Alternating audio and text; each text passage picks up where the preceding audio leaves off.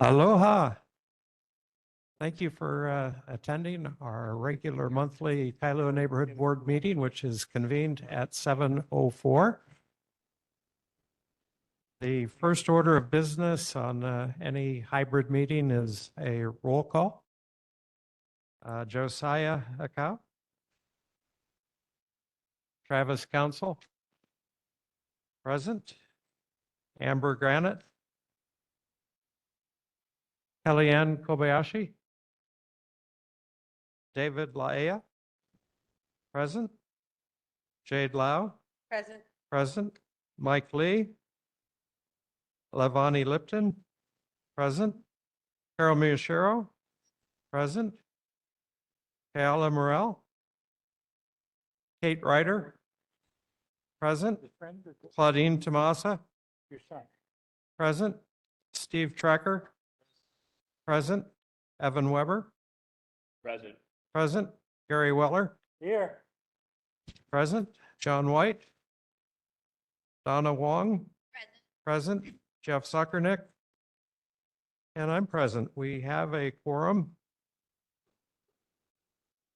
with 12 members in person, 0 remote. This is the first meeting of the 2024-2025 term, which always starts with the first meeting in July. So we've got some housekeeping things that we'll need to attend to spaced throughout the meeting. The first order of business is the election of officers to serve from July 1st to June 30th of 2025. The officers to be elected are the chair, vice chair, secretary, treasurer, and any other officers determined to be needed to conduct the board's business. I'll entertain any nominations for chair. Gary Weller. I'd like to nominate Bill Hicks as chair. Okay, seconded by Donna Wong. I'm going to turn the gavel over to Levani Lipton. Yes. Are there any other candidates for the position of chair?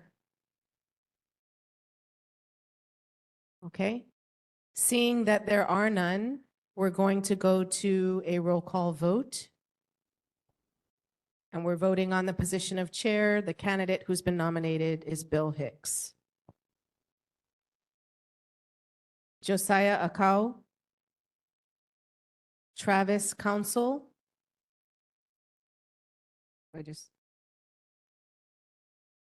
Amber Granite. Kellyanne Kobayashi. David Laeha. Jade Lau. David Laeha votes yes. Jade Lau. She votes yes also. Jade Lau votes yes. Mike Lee. Levani Lipton. I vote yes. Carol Miyashiro. Carol Miyashiro votes yes. Kayala Morel. Kate Ryder. Kate Ryder votes yes. Claudine Tomasa. Claudine Tomasa votes yes. Steve Trecker. Steve Trecker votes yes. Evan Weber. Aye. Evan Weber votes aye. Gary Weller. Yes. Gary Weller votes yes. John White. Donna Wong. Donna Wong votes yes. Jeff Zuckernick. And Bill Hicks. Bill Hicks votes yes. Okay, with the board members present, which are 12, and we have a quorum, we have elected you to serve as chair, re-elected you. Congratulations.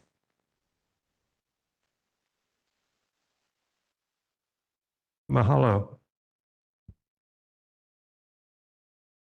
Speaking for myself, not my wife. Next order of business is election of a vice chair. Are there any nominations for vice chair? Gary Weller. I'd like to nominate Lavani Lipton, please. Is there a second? Kate Ryder. Kate Ryder. Lavani, are you willing to continue to serve? Such enthusiasm, yes. Are there any other nominations for vice chair? All right, well, let's call for the motion. Josiah Cow. Travis Council. Yes. Amber Granite. Kellyanne Kobayashi. David Laia. Yes. Jade Lau. Absolutely, yes. Yes. Mike Lee. Lavani Lipton. Yes. Carol Miyashiro. Yes. Kayla Morel. Kate Ryder. Yes. Claudine Tomasa. Yes. Steve Trecker. Yes. Yes. Evan Weber. Aye. Yes.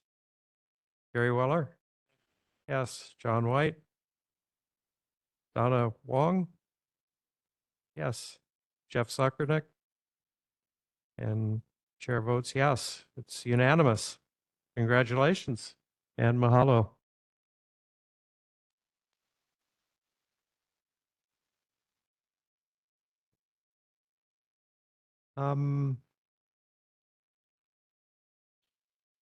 Next would be nominations for secretary. And Kellyanne is not present. Are there any nominations for secretary? And I think we can defer this to next month. And we'll see if we can elect a secretary at the next meeting. Are there any nominations for treasurer?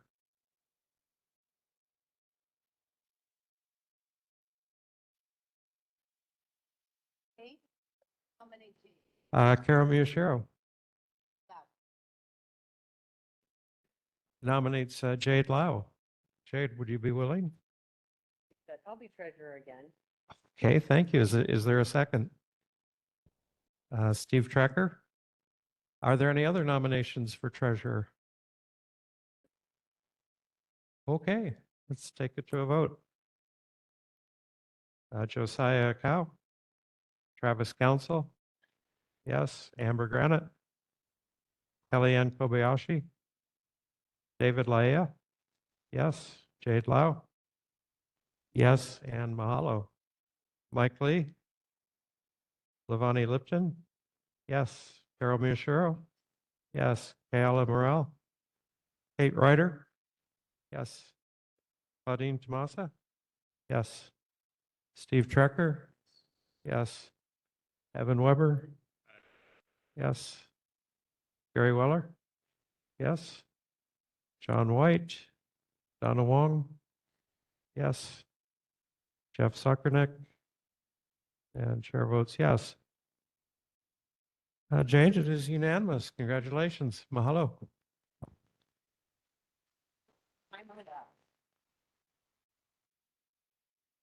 All right, next order of business tonight are announcements. We have several.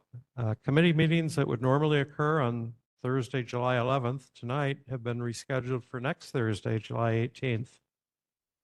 The Kailua Wind Sports Association, a local nonprofit organization that embraces all disciplines of ocean wind sports, is hosting a community fun day featuring a Kailua Bay Marine Parade, in which up to 75 windsurfers and kiteboarders will tour Kailua Bay. In accordance with DLNR and DPR regulations, the 5-mile tour will start at Kailua Beach Park, Area A, the area designated for wind sports near the entrance of Kailua Beach Park, locally known as Kite Beach. Immediately go offshore and circle the bay counterclockwise once and then return ashore at the same area. The event has a safety plan, safety escort vessel, liability insurance, and DLNR and DPR permit spending Subject to favorable weather and wind conditions, the event is tentatively scheduled for Saturday, September 14th, with backup dates the 21st and 28th of September. Free smoke alarm installations and home fire safety information. The Oahu chapter of the American Red Cross is offering free home smoke alarm installations, which is quite a generous offer. Call 808-739-8111 to schedule installation. And we have Dan Anderson from the American Red Cross with us tonight, who can take signups for free smoke detectors. And Dan, would you like to say an additional word or two? Thank you, Bill. We do home educational visits too, and this is the beginning of the hurricane season, so we can help with planning your evacuation plans. But more importantly, it's the beginning of fire season. We can do home visits that include a fire inspection of your exterior to help you better plan for wildfires. If you're in this community, you're within the wildfire zone, so it should be a concern.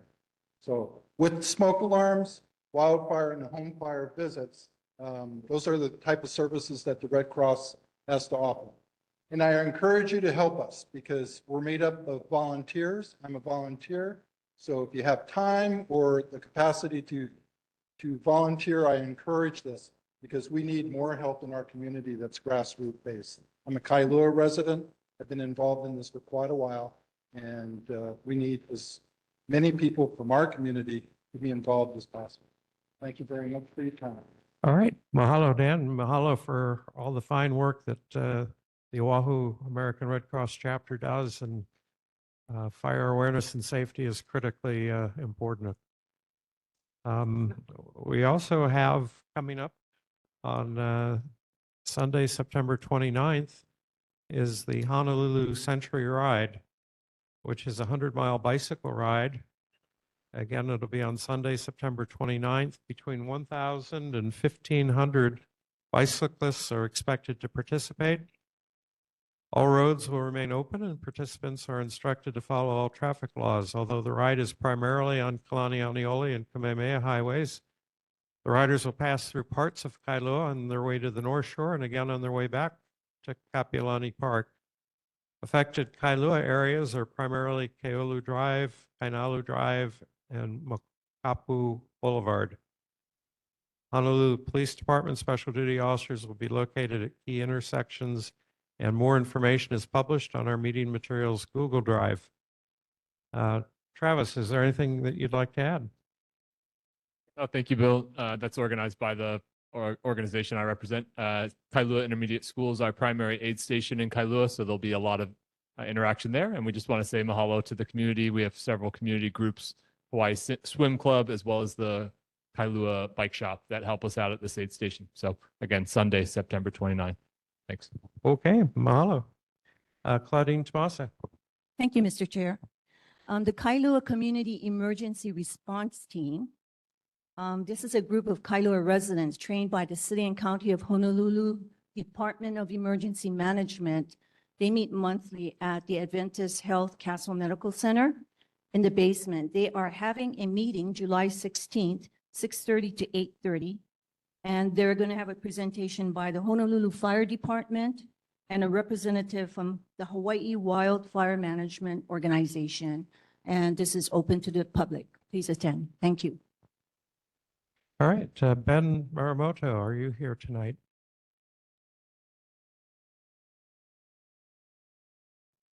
Kailua Fall Fest coming up, same weekend as everything Yes. else. So before you go on that 100-mile bike ride with Travis, come September 28th, you can get all the greasy foods. You need all those calories. But yeah, for the first time, we're doing it second year at the same time in the row. It's the third annual Kailua Fall Festival, September 28th, 4 p.m. to 10 p.m. Set to take place in the Lauhala shops where the UFC and the Down to Earth parking lot is. We are closing a small section of street, Hahani Street between Kailua Road and the right before the Target opening. There'll be over 100 vendors, food vendors, stage, live music, plenty of food, drink. Also, Keiki zone, everything in the Keiki area is free, from climbing towers, face painters, balloon artists. And to aid with the traffic in the area, last year we ran a trolley service, which was highly successful with Kainalu Elementary. And they parked over 250 cars. We also raised $3,000 for the Kainalu JPO program. And at the same time, we kind of thwarted the congestion that could gather because of these types of gathering. More information can be found on our website at kailuaevents.com. More frequently on Events Kailua on Instagram, as well as 808 Viral. Thank you. All right, mahalo. Are there any other announcements? Okay, one final one. We had our 75th annual Kailua 4th of July parade last Thursday. And terrific event. Over 80 organizations participated in the parade. Thousands of people, my guess, maybe as many as 10,000 people may have lined the streets, and over a 1.3 mile long parade. And it's what makes us a special small town. And we also have a certificate of appreciation. The Kailua Neighborhood Board presents this certificate to Sean Dupuy. Sean is not here this evening. Gary Weller will present it to him personally tomorrow.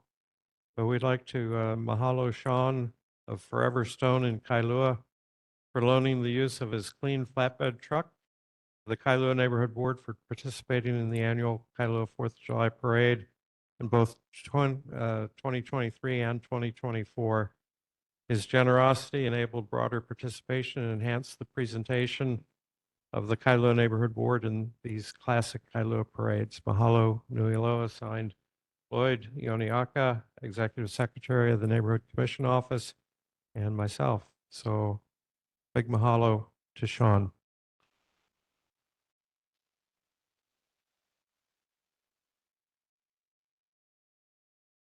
Next order of business, we'll receive reports from Honolulu Police Department and Honolulu Fire Department. We'll start with HPD first.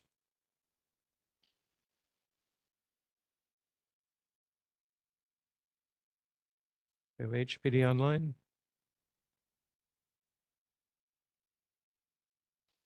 We'll move on to Honolulu Fire Department here in person.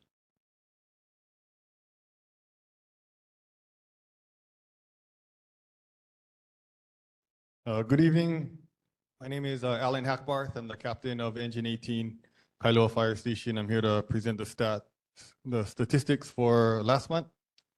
For June 2024, fires, we had 0 structure fires, 1 wildland brush fire, 4 nuisance fires, 2 cooking fires, 7 activated alarms with no fire, 97 medical calls, 5 motor vehicle crashes or collisions.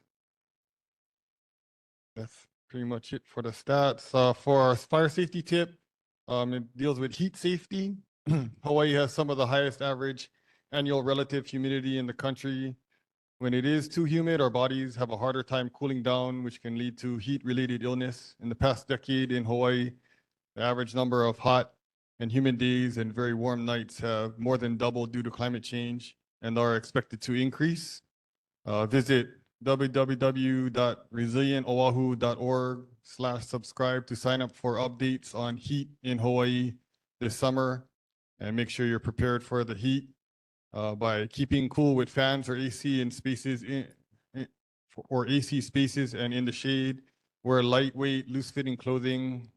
Drink plenty of water. Try to stay out of the sun as best you can. Wear a hat outdoors or take an umbrella. Check on neighbors at high risk of heat-related illness, and you can find more resources about heat illnesses, extreme heat, and how to prepare at www.heat.gov. With that, any questions? All right, mahalo. Questions for HFD, Donna Wong? Is Kailua in the wildfire zone? We have various areas that are subject to wildfires. So depending on your location, there is certain areas of Kailua that are considered not extreme risk, but at risk of wildfires. Can you say what those areas are? Hamakua, that hillside, the Kala Hill hillside, by the Lanikai pillbox, those areas that are subject to drying out and excessive brush are the areas that we're most concerned about. Okay, so not Mount Obili Valley? There are some areas that are in there that can, I mean, that area does get a lot of moisture, so there isn't like a ton of wild areas that can take off real fast, but And Mount Olomana on both sides? there are various areas that we do check out and make sure that that we have adequate coverage to fight the fire if there is anything. Okay, thank you. Jade Lau? The hillside above. The hillside above Hamakua. Yes. Is that Kupu that's doing the clearing or is that HFD that's heading up? That is not, we do not clear out any areas. That is another entity that I'm not exactly sure who's doing that. But yeah, we're not involved in actively clearing out areas. So that we are- don't know if that's replanting or if that's fire mitigation. I do not know. Okay, thank you.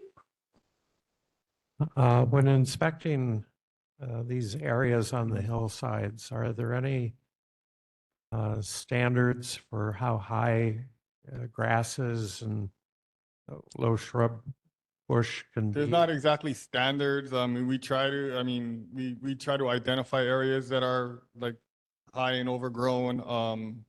We're more concerned with the moisture content and if it's super dry or not, because that can really dictate how fast the fire runs. But we kind of recommend to not let it get completely overgrown above 6 feet or so. Okay, but that's an informal. Yeah, it's not like a set standard that we have to but we try to have people, if they're in control of those areas, to mitigate it as best they can with cutting back whatever brush they can away from structures and away from areas and keeping it from getting too overgrown. Okay, yeah, if there is any objective standard published anywhere, I'll definitely try to get that. we'd like follow up on Yeah. that. I will.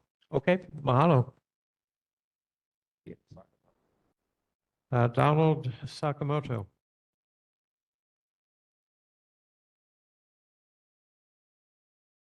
Yeah, good evening, Chair. I just got a question for Hawaii Fire Department.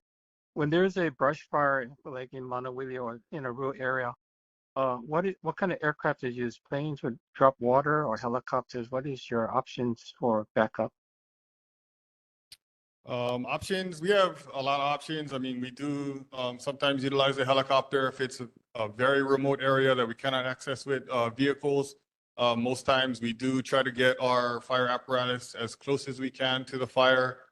We do use water shuttles of engines that just constantly rotate and fill up water, take it to the areas that's being active fire, and then rotate them through. We also have tanker trucks that we can bring in.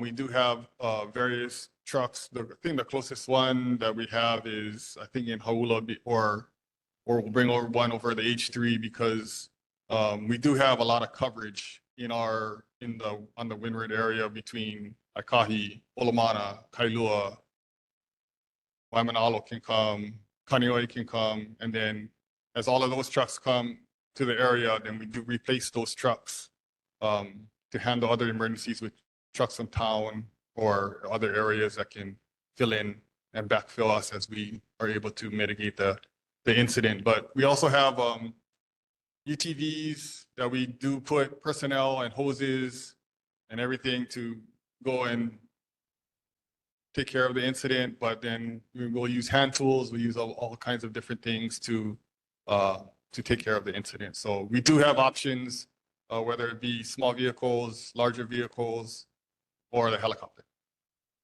Okay, thank you for the update. Kudos. All right, any audience questions for HFD? Okay, mahalo, Thank Captain. you very much. Next order of business is board business, committee motion. The Kailua Neighborhood Board supports the following conditions on the SMA major permit and shoreline setback variance for 1226 Mokalua Drive as specified. Donna Wong, would you like to further introduce the motion? No, I just want to hope that the board supports this motion. Our recommendations will go to DPP, that will pass them on to the Council Committee on Zoning, and hopefully they will be adopted and as recommendations when a shoreline management area permit is given. All right, is there any discussion?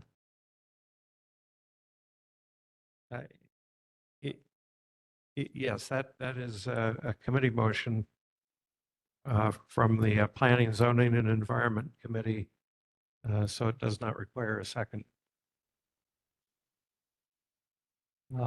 Any discussion on the motion?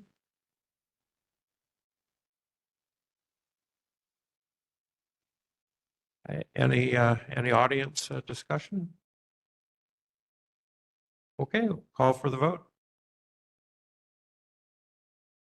Josiah Hakau. Travis Council. Yes. Amber Granite. Kellyanne Kobayashi. David Laia.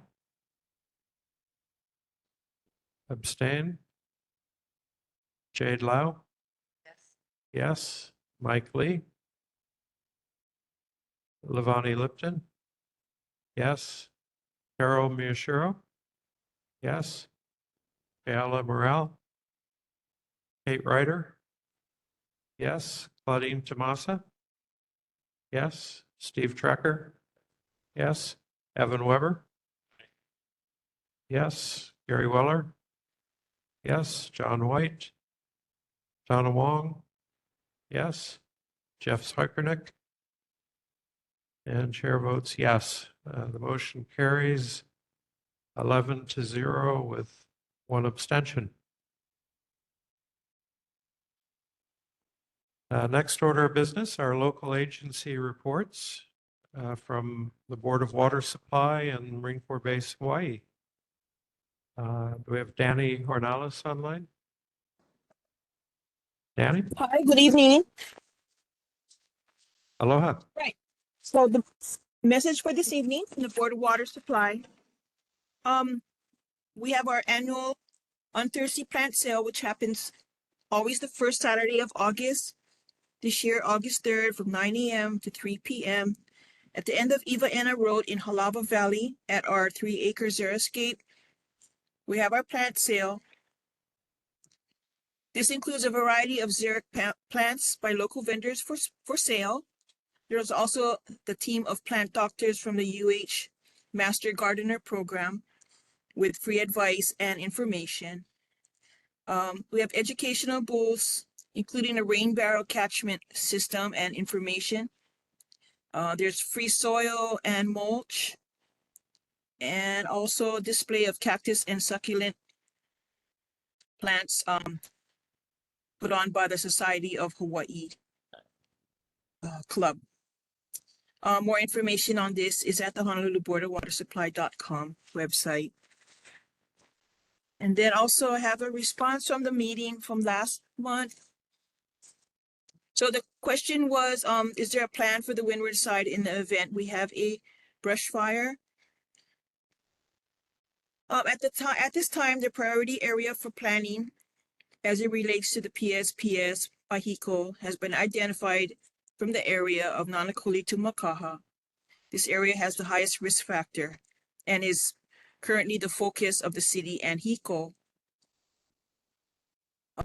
However, the specific plan that is being developed will provide a template that may be adapted for any area on the island that may be subject to a wildfire, of course, including Kailua, Windward, and other areas of the island.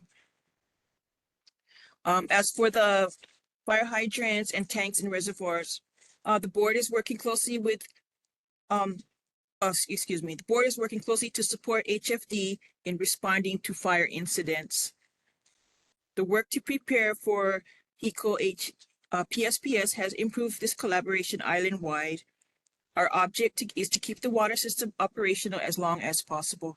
So as long as there's power, the tanks require power to pump up the water from the reservoirs into our system. Our system is able to move water to areas that are needed in a pretty quick fashion when needed. And that's all I have for that. Do I have any questions? All right, questions for Board of Water Supply, Levani Lipton. Aloha, Danny. I Hi. have a question from a community member. I don't know if you're the person to answer this, but the roundabout project over there by Kalapawai, it doesn't seem like there's been any work for the last month. Do you have an update on that project? Oh, no, but I can find out what's going on and email you back before the meeting if you'd like. Okay, yeah, someone has asked me, and so I just want to be able to follow up with them on the progress and where we stand. I know there were a couple of interruptions, and Okay. they had to postpone, but we just want to know what is the progress and the updated Sure. timeline for that. Of course. Okay. Thank you. Gary Weller. Good evening. I spoke to somebody at the Board of Water Supply, and they're working on a project for me to get me the water quality reports. And I was supposed to receive an email, and I haven't received it yet with the reports. Do you know what the status is on that? Yeah, usually everyone gets one by the end of July in their water bill, but did you have a specific area? I can pull that up and get that to you when I go back to work tomorrow. Actually, they're going to give me 351 reports. Okay. So anyway, the gentleman called me on Monday and said that I would probably have it before the board meeting, but Okay. I didn't get any correspondence. So I forget his name. It's on my computer at home. Okay. But Okay. if you could touch base with him, I would appreciate it. Thank you. Okay, you're welcome. David Laia. Yes, I'm inquiring about the project on Auloa Road in Monowili. I understood that completion date was set for November of last year, but we're still seeing construction activity on the road area. Also, the road construction was done after the road was repaired. And so now we see a lot of the construction scars and unevenness on the road, along with the lines that the security lines and safety lines have been rolled over with patchwork of cement. And I'm wondering, one, when is the project going to end? And is there a plan to repaint the road lines? Okay, I got all that information. I will find out for you, sir. All right, Levani Lipton. This is another water quality related question. Okay. Do you happen to know if you're testing for PFAS, those chemicals from plastics? Are you testing for that in the water? in different areas. Like here in Kailua, I'm concerned about the relation of that to lithium batteries and our landfill. Do you happen to know if we're testing for that in the water? I don't know, but I will find out. I hope so, but I don't know. Thank you. I'll also ask Yeah. the governor's rep to check with the Department of Health, but it would be Okay. good if, I know you're from two different branches of government, if we talk to each other. All right, any other questions for Board of Water Supply? Any audience questions? Online. Donald Sakamoto.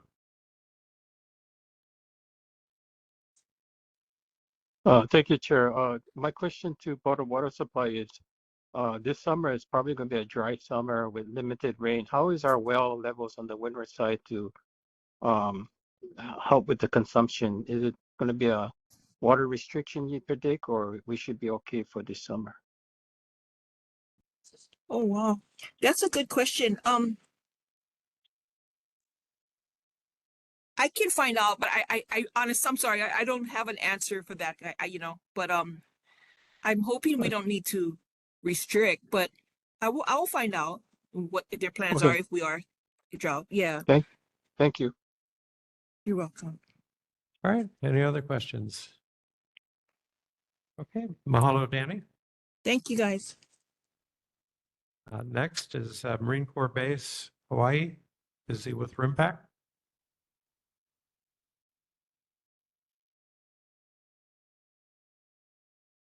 I guess literally busy with RIMPAC. No Marine Corps Base while you're up tonight. Okay. Resident and community concerns. This is a standing item on our agenda. Anyone can raise any questions, concerns, suggestions, information for the community. Please use the microphone and limit your remarks to 3 minutes, please. Aloha, everybody. Chance Correa, fourth generation Kailua resident. I'm here on behalf of the coconut trees. I brought some of my colleagues here tonight to share a little bit about the coconut rhinoceros beetle that is knocking on our doorsteps. We have confirmation of CRB on Dump Road, a Pa'a Quarry. And if we do not start taking the necessary steps, we're going to suffer critical loss. I'd like to introduce some of my colleagues here with me tonight. We have Alex Mingo Freeman. He is a coconut advocate. And I'd like to call Daniel Anthony to the mic. I'd also like to introduce Nate with Proact Products. He's bringing in half-inch netting. We're basically bringing in natural solutions to help save the coconut tree. Daniel Anthony, everybody. Hi, guys. I'll try to be as brief as possible. I don't know if you guys remember the story of Chicken Little and the sky is falling. We don't come out of the bushes unless it's a real threat. Yeah, I got an emu tonight. I got 2 pigs I got to go harvest after this. I'm here because this is a real concern that we haven't even begun to understand what the economic implications of CRB hitting a community like Kailua is. Not to mention that every fully producing coconut tree is 2 weeks worth of food and water. This is a real cultural insulation to hurricanes and natural disasters. Coconuts issues have long been a standing in Hawaii since we've taken the tree and turned it into a decoration, not a food source. But I want to tell you, as a part of the community that still requires this as a food source, yeah, they've said that once you take coconuts out of the Polynesians' diet, it's heart disease, high blood pressure, and diabetes. We consume coconuts on a regular, many of which come from this community. Our fears include possible chemical sterilization and contamination of our coconuts, without any due process and balance to see what are the real natural remedies that realistically natural remedies take community work to accomplish. Yeah, we can go spray Roundup, which now there's 120,000 lawsuits, right, to kill the weed, or we can all go out and pull the weed. We'd like to come back next week and make a formal presentation to Kailua, but I want to tell you that the clock is ticking. Take pictures of Kailua, because if we don't do anything in 2 years, the pictures of Kailua will look drastically different. And this is a scenery void of palm trees, coconut trees, ulu trees, mango trees, and banana, which I want you guys to think about this, but these are all the lazy man foods. These ones, all you do is plant it. You don't do anything else. You got food. We already are at such an issue with our food security that if you take away those lazy man foods, we are going to be in some trouble. Now I look at this group and I can tell from you guys, you're willing to spend extra time to ensure that your community is protected. I can show you at least 5 communities on Oahu that didn't move fast enough and today are at catastrophic loss of their coconuts. I'm sorry, you had a question, ma'am? Jade Lau?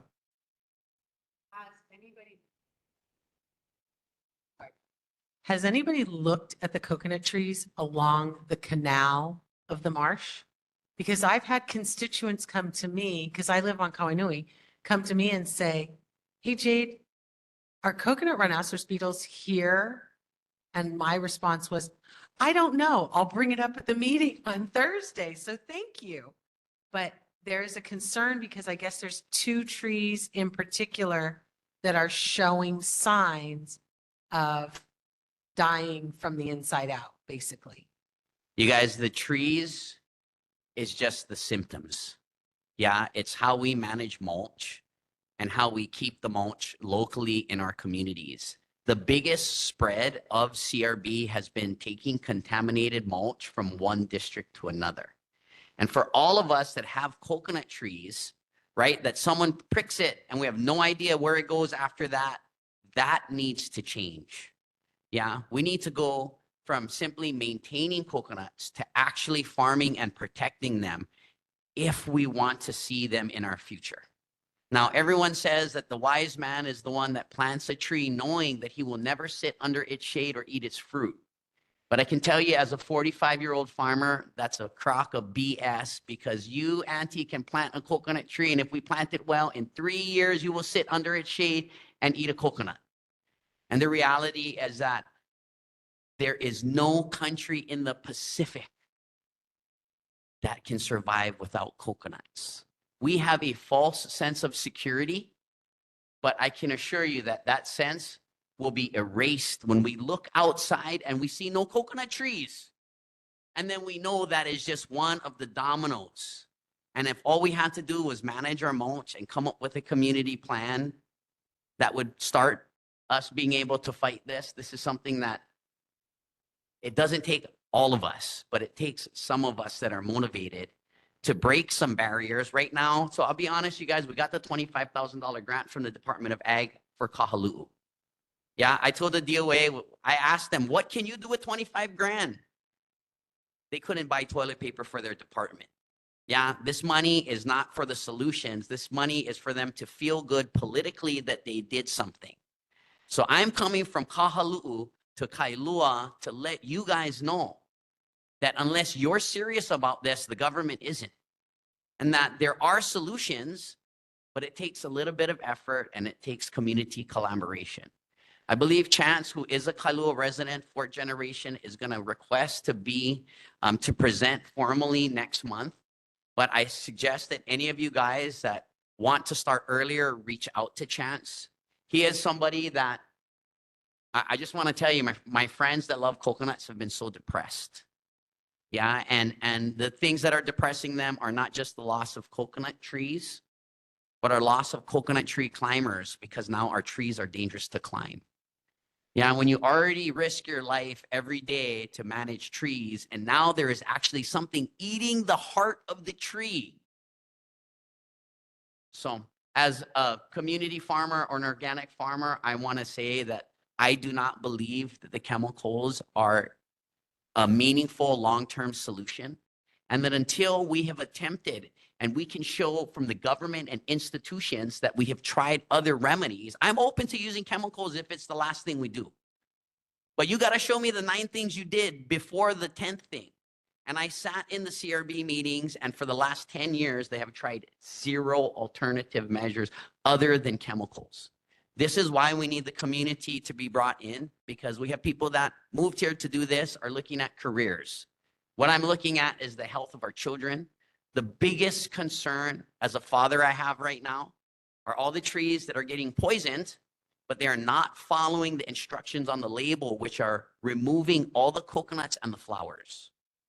Yeah, understand that the tree line is the last untreated part of our landscape. This is where the bees are eating. We've used so much chemicals on the ground that the bees are smart. You ask any coconut tree climber and they will tell you that the bees love coconut trees. And if you read these chemicals, they are some of the first to get impacted and affected. So at minimum, if we are going to use chemicals, we have to, by law, follow the instructions on the label. Yeah, and this is, if we do not, this is where we get into chemical warfare. Because if I were to put that same chemical on your food, I would be breaking the law. Not using the chemicals in exactly what the directions say is a violation of federal law, not to mention the health and well-being of our community.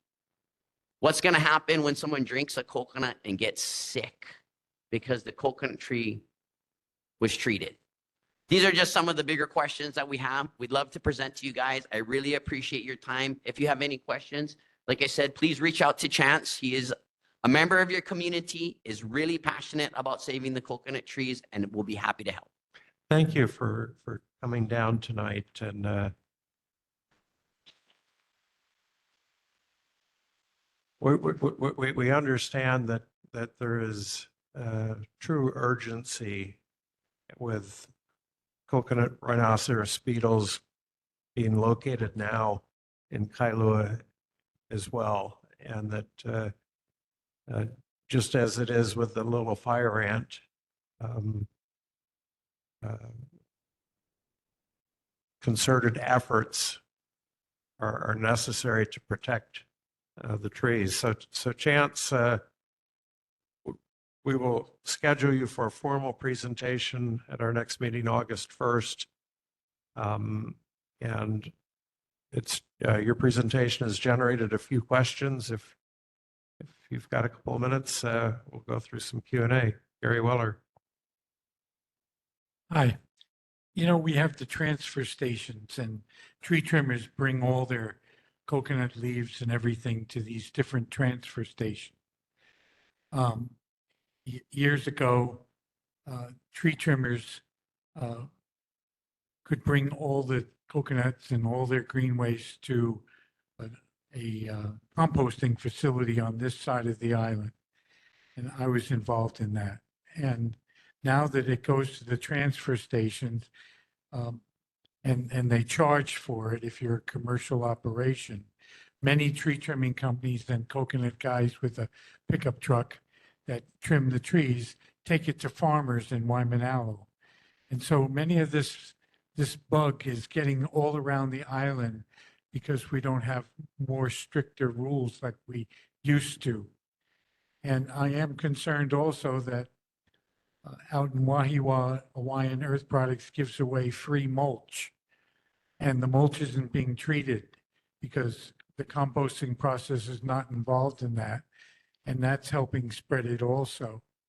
So there's a lot of work to be done in this area, and I would hate to see all the coconut trees go.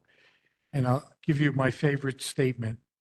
When Mark Twain was here in Hawaii, he was laying on the beach and he looked up at the coconut trees and he said the coconut trees reminded him of feather dusters for the angels. And I'll always remember that, coming from a place where there's no coconut trees at all. So thank you for coming tonight. Thank you for sharing that. Lavani Lipton. Yes, mahalo for coming tonight. I always think about the tree in our yard that my mom planted when my brother came into our life. And it was a small baby coconut, and now it's like 30 some years old and nice and tall and gives us fruit. But I heard today on the news that the governor, I guess they slashed in half the funding for invasive species. And, you know, I've been doing a lot of thinking about root causes, and already I got a little bit of education here and systemic change. And if we aren't, I guess my question to you is that money, is any of that money going to go towards these alternative solutions? And if not, in order to create systemic change, there really needs to be an educational outreach to the communities like you're doing right here, but in a massive way. Because the light didn't even turn on in my head that maybe the coconut that we're eating one day might not be safe to eat. Because as Pacific people, it's a part of our diet. Like we eat it all the time. That's what it means to be Polynesian. You know, coconut is a part of our life in many ways.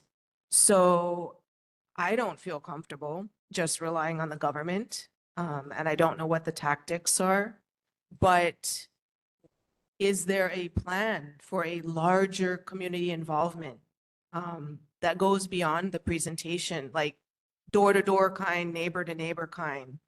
How do we build that groundswell? Because it sounds like we're already in a bad way, and the urgency is like it's arrived now. We're going to present to you guys next month on the grant that we propose to the Department of Ag. The beautiful thing about the grant is that we wrote it planning to do it even without their support. So like I said, 25,000 doesn't compensate any of the guys doing our work. That is just literally boots on the ground to maintain and collect the data. So yes, there has to be a better data collection. It is a mulch issue that's happening. There isn't a lot of institutional support. The challenge is that the Department of Ag takes that $2 million, they give it in the grant form to UH. UH-CTAR takes 45% right off of the top for their administration fees. So what was 1 million is now $500,000. Now the first thing that comes out of that is all of their salaries. At the end of the day, we've got beetle traps that are actually spreading the beetle. So we're at the point of 10 years of failure from institutions that have no accountability. Zero. Yeah, I want to ask any of you that are professionals here, how many of you can fail for 10 years at your job and still have a job? Well, let me tell you, that's 90% of the researchers at UH.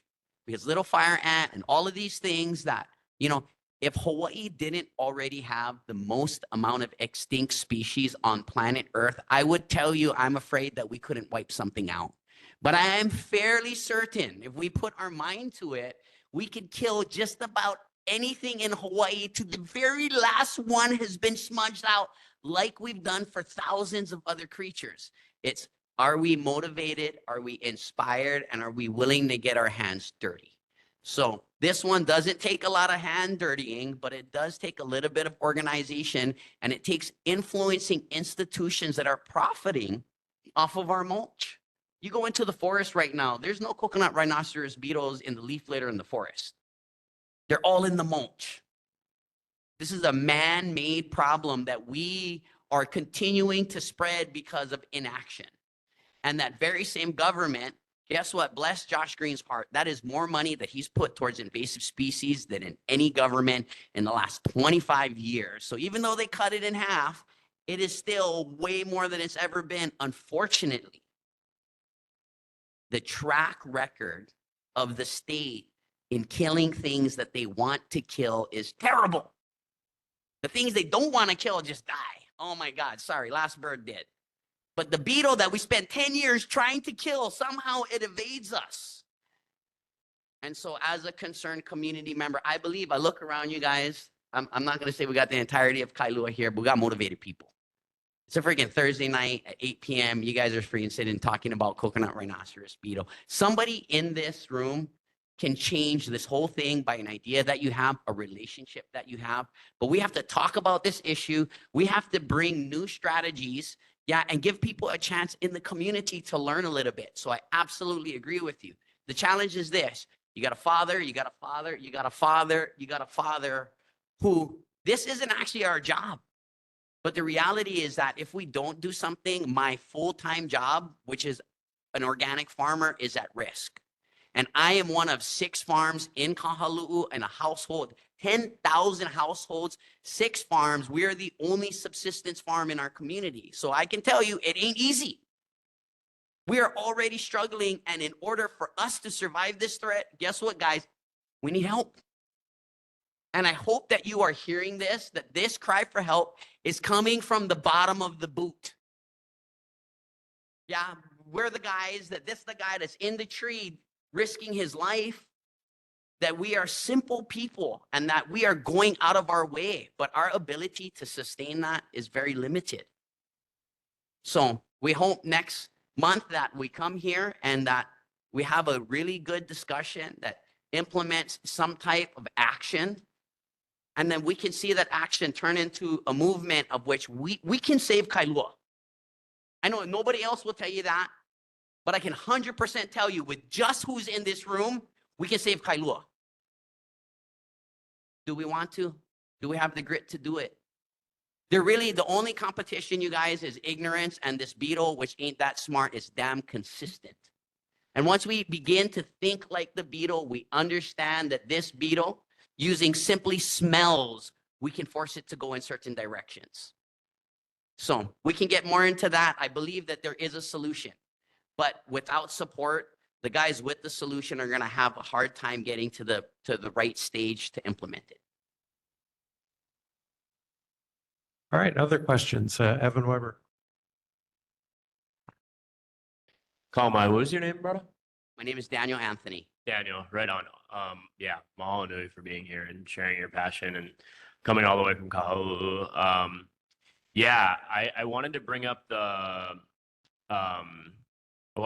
funding issue as well. Like you said, $10 million is better than nothing, but like Levani, I was pretty shocked and kind of confused to see the governor's line item veto. So it's helpful to just hear from you guys what has been going on in the community and all the work that you guys have been doing to it. You know, here on the Windward side, everybody here knows this. We've been getting swamped by this quote unquote biosecurity stuff, whether it's coconut rhinoceros beetle or a little fire ant. So yeah, we do have the governor's representative here tonight, Aaron. Mahalo for being here. Sorry to put you on the spot, but that's why you're here.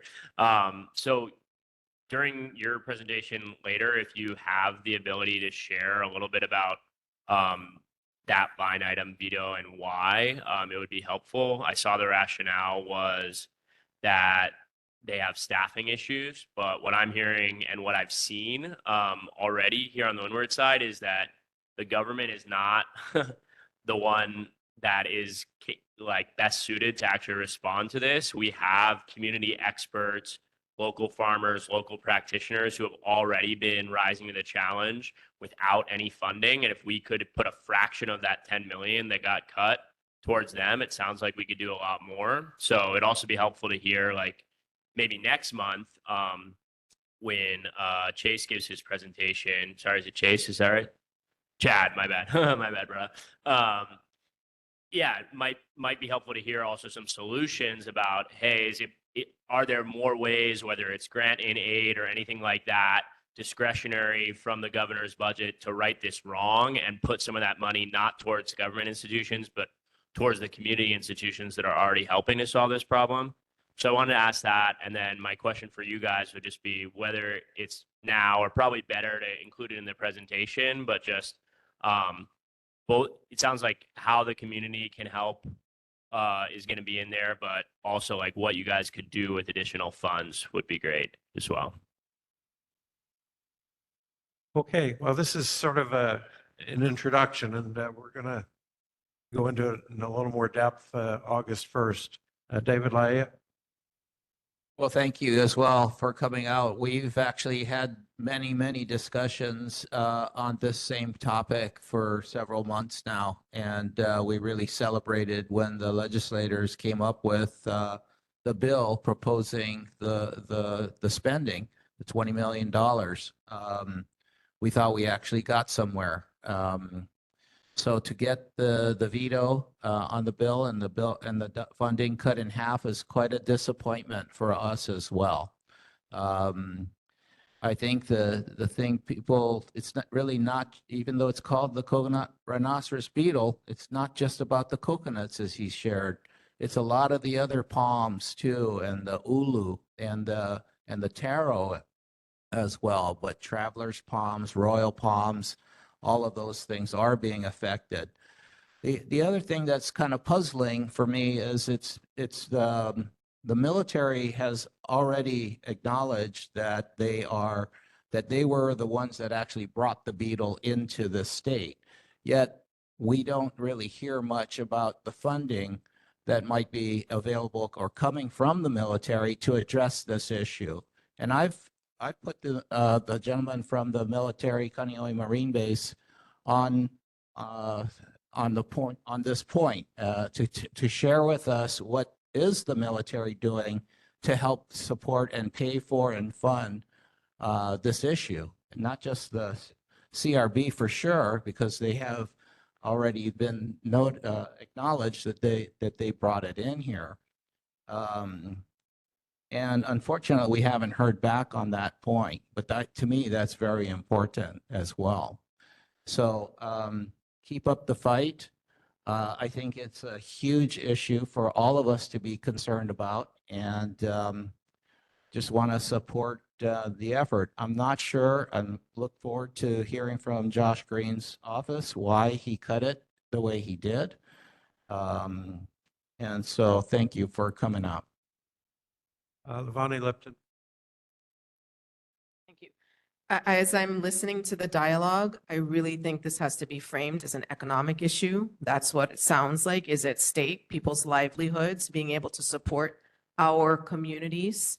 And the other thing is that I just asked Donna, is there a policy on how the mulch is handled? Of course, we're always talking about policies and lack of enforcement and government inefficiency. This comes up at our board all the time. But if there's not one, why is there not one? So I can answer that. There is a policy that they did an administrative rule change within the Department of Ag, but unfortunately, there's no enforcement. The other thing is there's no alternative, right? What I hear time and time again in the commercial area is the reason that they chose to do chemicals was because nobody brought them any alternative solutions, period. And I want to tell you, as someone that eats coconut trees, there are over 4,000 trees on Oahu that this chemical has been used in it, and that number is growing every day. Now, I want to plant this seed, and if you guys can help with this would be fabulous. We don't need money from the military. What we need access to is their rubbish to help build our small farms, and we need a labor force to come and help do some of the handwork to fight the infestation. And if we could get 200 to 300 troops every weekend, that would be a sense of good faith. Yeah, we understand that in policy and rulemaking and this and that, it takes time, but good faith doesn't. Yeah, you're our neighbor. How we build neighborhoods is we work together. So for you folks that have relationships in the military, if you can reach out to them and ask them to be present, because they are a part of the solution and they do have a vested interest. Not only do they have coconut trees on their military bases, but they have children that drink coconuts.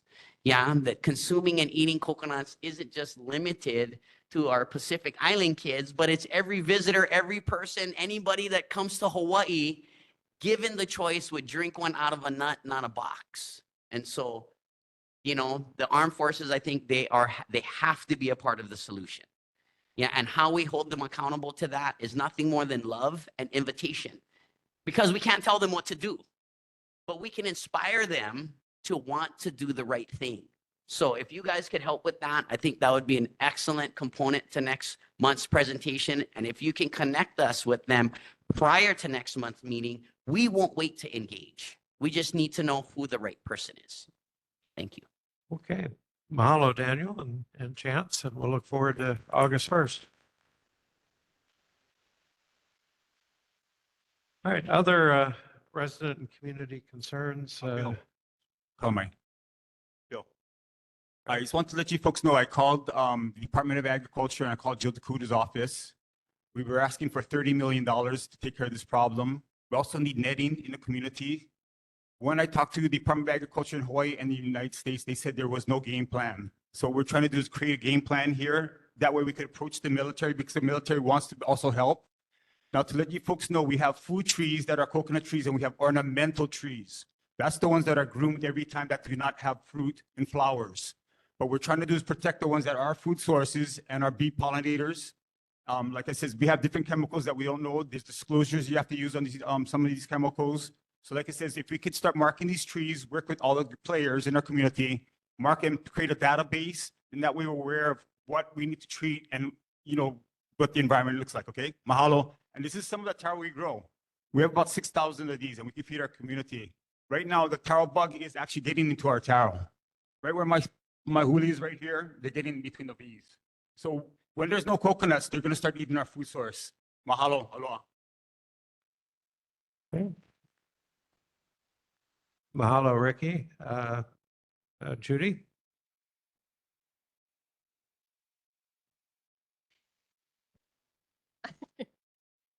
Old and short.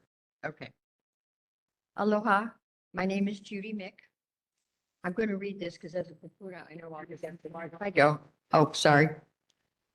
I'm here to speak about a recent proposal by the City Council to give land up on Kalaheo Hillside to the Department of Hawaiian Homelands, which you may have heard about or maybe not.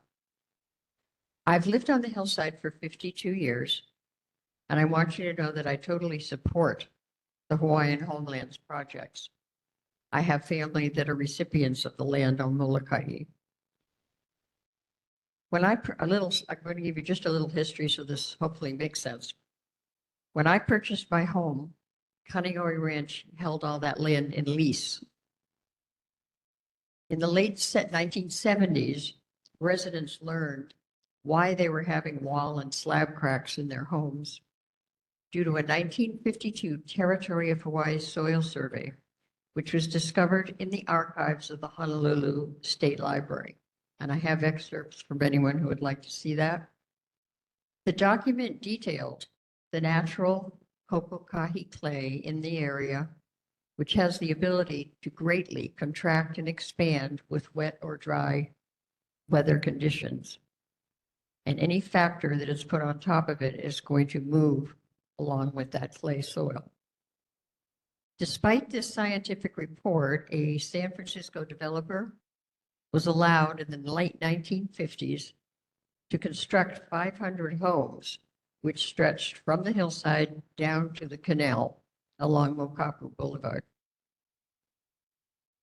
A recent 2020 soil survey along the canal totally supports the findings from 1952 about the condition of this unstable soil. Residents on the hillside have spent hundreds of thousands of dollars trying to fix their homes. I have a poster here that reflects all the damages. We've gone around and collected information on the damages. And the survey was just done last June. In the early 1980s, many of us bought our leases from Kaneohe Ranch. The homeowners pressured the sale by using this 1952 soil study. And a decision was made very quickly by Kaneohe Ranch to sell the land at a discount. They did not want this 1952 soil survey to go public because it probably would have affected some other land that they also owned. The announcement of a hillside 10-acre land conveyance from the City Council to DHHL was made on June 4th. The story showed in the Star Advertiser just the day before that, and this is what started our concern. To me, this is very similar to offering a starving person in need rotten food. It's an affront to the deserving Hawaiians to be offered this unstable land to build on. And I think the City Council should be ashamed to insult our indigenous community this way. If they want to give land, give something that's valuable. The soil surveys were delivered to both Councilman Key Aina, Chairman Tommy Waters, and the Director Watson at DHHL on June 11th, just after this conveyance was announced. Despite those documents that they received and 3 follow-up phone calls, there's been absolutely no response from any of them. Thank you for your time. Mahalo. Our Planning, Zoning, and Environment Committee is going to be following the developments in this as it progresses. Yes, sir. Good evening, Chairman, Board. Sir, I'd like to submit written testimony. Who do I need to turn that into, if I may?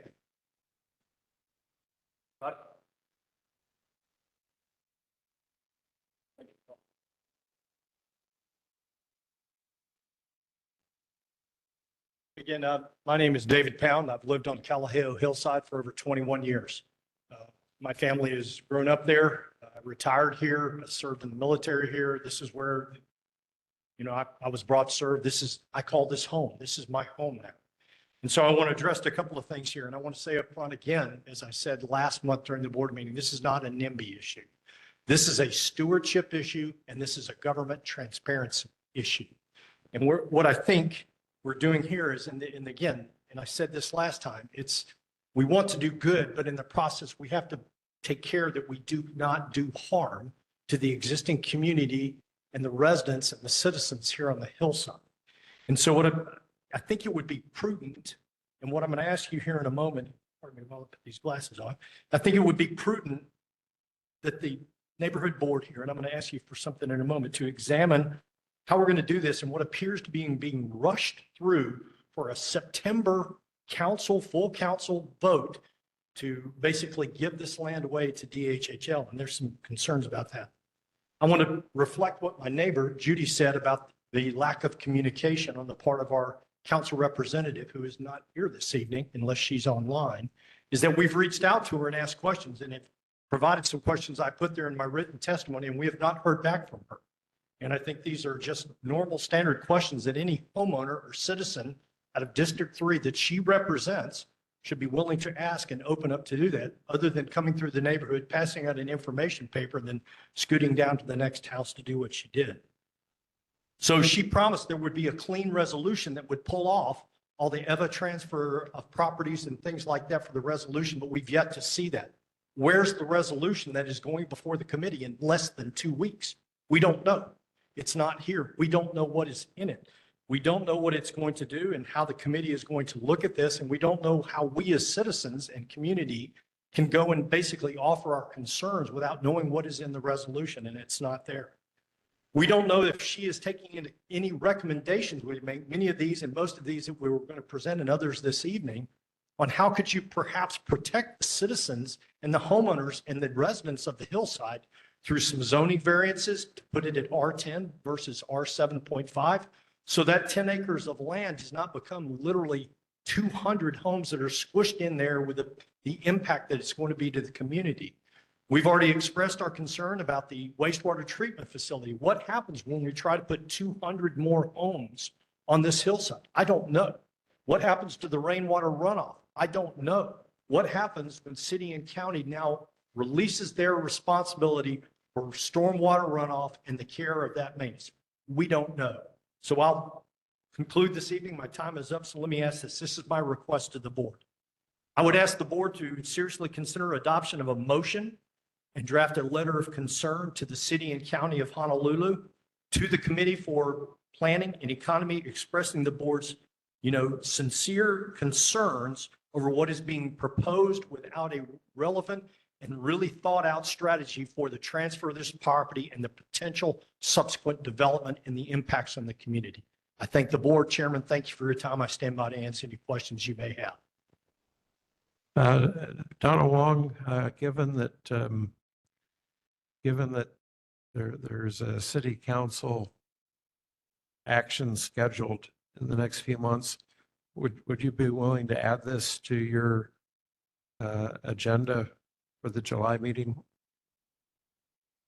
I think I've been, like many others, waiting for that resolution. So you're saying that there isn't, last time Esther was here, she was going to change the resolution? Yes, ma'am. So have you seen? No, ma'am. On the 19th of July, she did a walkabout through the neighborhood. Now, I think she only went a couple of blocks in along the 600 block of Ileana Street. And we've asked multiple of our neighbors, hey, did you see that? Some didn't if you go further down because the impact will be on them as well as the 600 block where we are. She's told us in person, my wife and I, that yes, she would be changing to make it a clean bill or clean resolution that would not include the EVA transfer. And that brings up all kinds of other questions in terms of budgeting and where's, et cetera. But no, ma'am, we don't have it. But you understand that there's going to be a hearing on the resolution? Yes, ma'am. She listed in hers, it would be, the first one would be on the 27th, I believe, of August, excuse me, July, in 2 weeks. Or the 25th, excuse me. July? Yes, ma'am. That'd be a committee hearing. That's correct. It is a committee hearing. There will be 2 of those that she's explained Yeah, to. because it's only a resolution. So you only need 2 hearings. But we haven't seen the clean resolution based upon what she stated that she was going to do to it. Okay, thank you. Yeah, so by announcing at this meeting, we'll add that to the Planning, Zoning, and Environment Committee July agenda for discussion. And potentially, if the committee pursues a motion, it could, the earliest it could be considered by the board would be August 1st, but the full city council action wouldn't be until September. That's correct, Bill. So that would still work. But my concern, Mr. Chairman, is that when it goes to the committee for the initial hearing, that we don't know what's going to the committee. We're the citizens. We don't know. And to me, it's why not? Yeah, it'll have to be published some number of days prior to the committee meeting. But sir, they only announced it 2 days before they came to the board last month. That's how much time we had to respond to that and at least understand what was going down. No, Bill's right. They have to publish it. That means that you have to go on the city's website and know the committee that is going to be heard before. And it'll be the same reso number. So you just look up that reso, but it has to be published 7 days before the hearing. Yes, ma'am. And I've signed up as her newsletter or her information paper recommended and have called and have received that. But again, we've been asking, of the concerns that we've expressed here, what I've submitted in written testimony to Ms. Guyana to come back and, hey, where are you addressing our concerns to ensure this isn't going to be rammed through? Because this seems like pretty quick, candidly. So do you know what committee? Did she tell? It's the Economic and Planning Committee, I believe is where it's going to. Okay, thank you. Yeah, and Esther outlined that process at our meeting last month. So I can send you the video clip.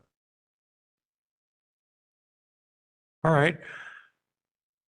Appreciate Thank you. both what you've brought forward and what Judy has brought forward this evening. Mahalo. Thank you. Other community and resident concerns. Good evening. Good evening. My name is Kyle Smith. I'm an attorney. I represent individuals and communities that are impacted by all kinds of things, pesticides.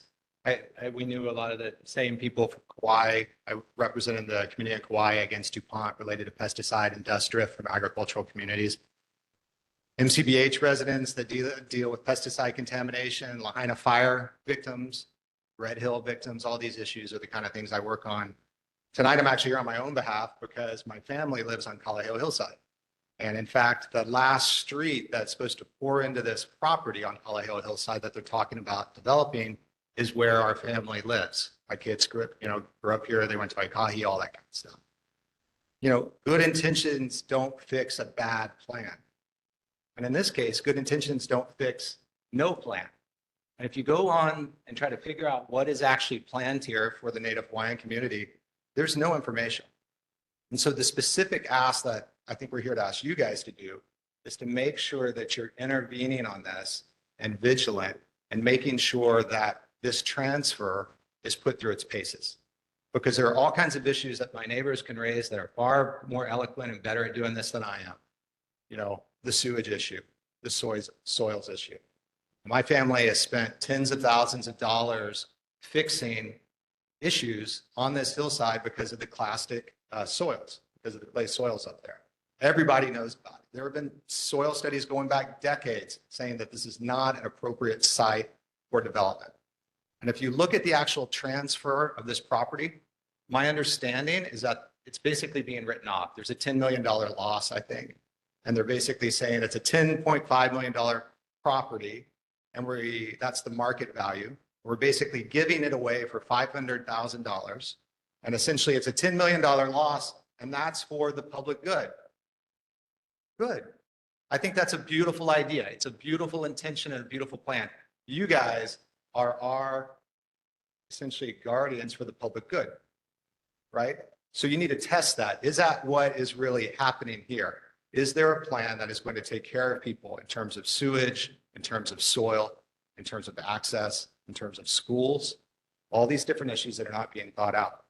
Because I'll tell you this much, we sure are not getting information in our community from various powers that be that are trying to put this plan into implementation. So I want to join my neighbor's request for your help on this issue. If you need more people, we can definitely do that, right? But I think the bigger issue is that from this neighborhood board, we're asking you guys to help us out and to defend our interest on this and make sure that whatever's being looked at there is a concrete value and not just a write-off with the state or whoever that's looking to get rid of a piece of property. So thank you very much for your time tonight.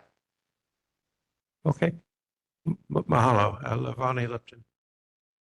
I have a clarifying question, probably directed to Judy, but related to this issue.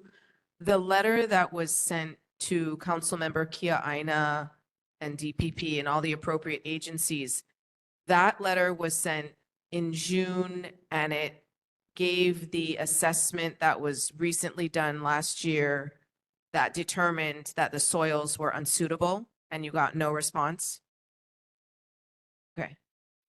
How was it sent? Was it sent on email or?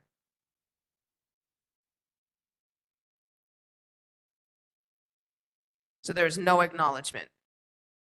Okay. No acknowledgement of receipt? Thank you. Can I make a comment on that, by the way, on soils issues? It's one of the things that I've done cases on. The idea that you're going to do a soils test, arm tile or whatever, and you're only going to do a handful, 3 or 4. That's crazy in my mind. In any soils case that we would normally do on behalf of homeowners, there's a lot of due diligence that goes into that. And so this idea of just we're going to do a few bores, who knows where they are, and that's going to prove and basically overturn the decades of testing that's already been done. I don't see how that ever works. So. Okay, mahalo. Department of Hawaiian Homelands needs to do their due diligence on this, as well as the city. DHHL's inventory of land properties is littered with junk land that is not suitable for homestead development. And the last thing they need is another one of those. And Councilmember Kia Aina addressed that at our meeting last month, saying if it's determined that this would be another junk property that would not be suitable for homestead development, then she had no interest in pursuing it. I mean, I hope that's the case, because if this was a really valuable project that was going to actually improve people's lives within DHHL or whoever else, there'd be somebody here tonight, and they'd be explaining to you and to us why this project works. It will actually put people in homes and fix homes for people that need them. But that's definitely not the case. Right. So. Okay, so we'll monitor the progress and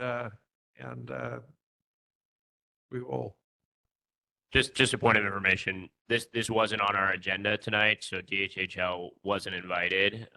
So, you know, we're happy to put it on the agenda if there is a request, but it is going to go through the planning and zoning committee like Donna shared. So if there are process issues that we should know about, I think that's the most important thing that we can be helpful about. So please do bring those to our attention. But like Chair Hicks said, there will be a 7-day notice ahead of any hearings.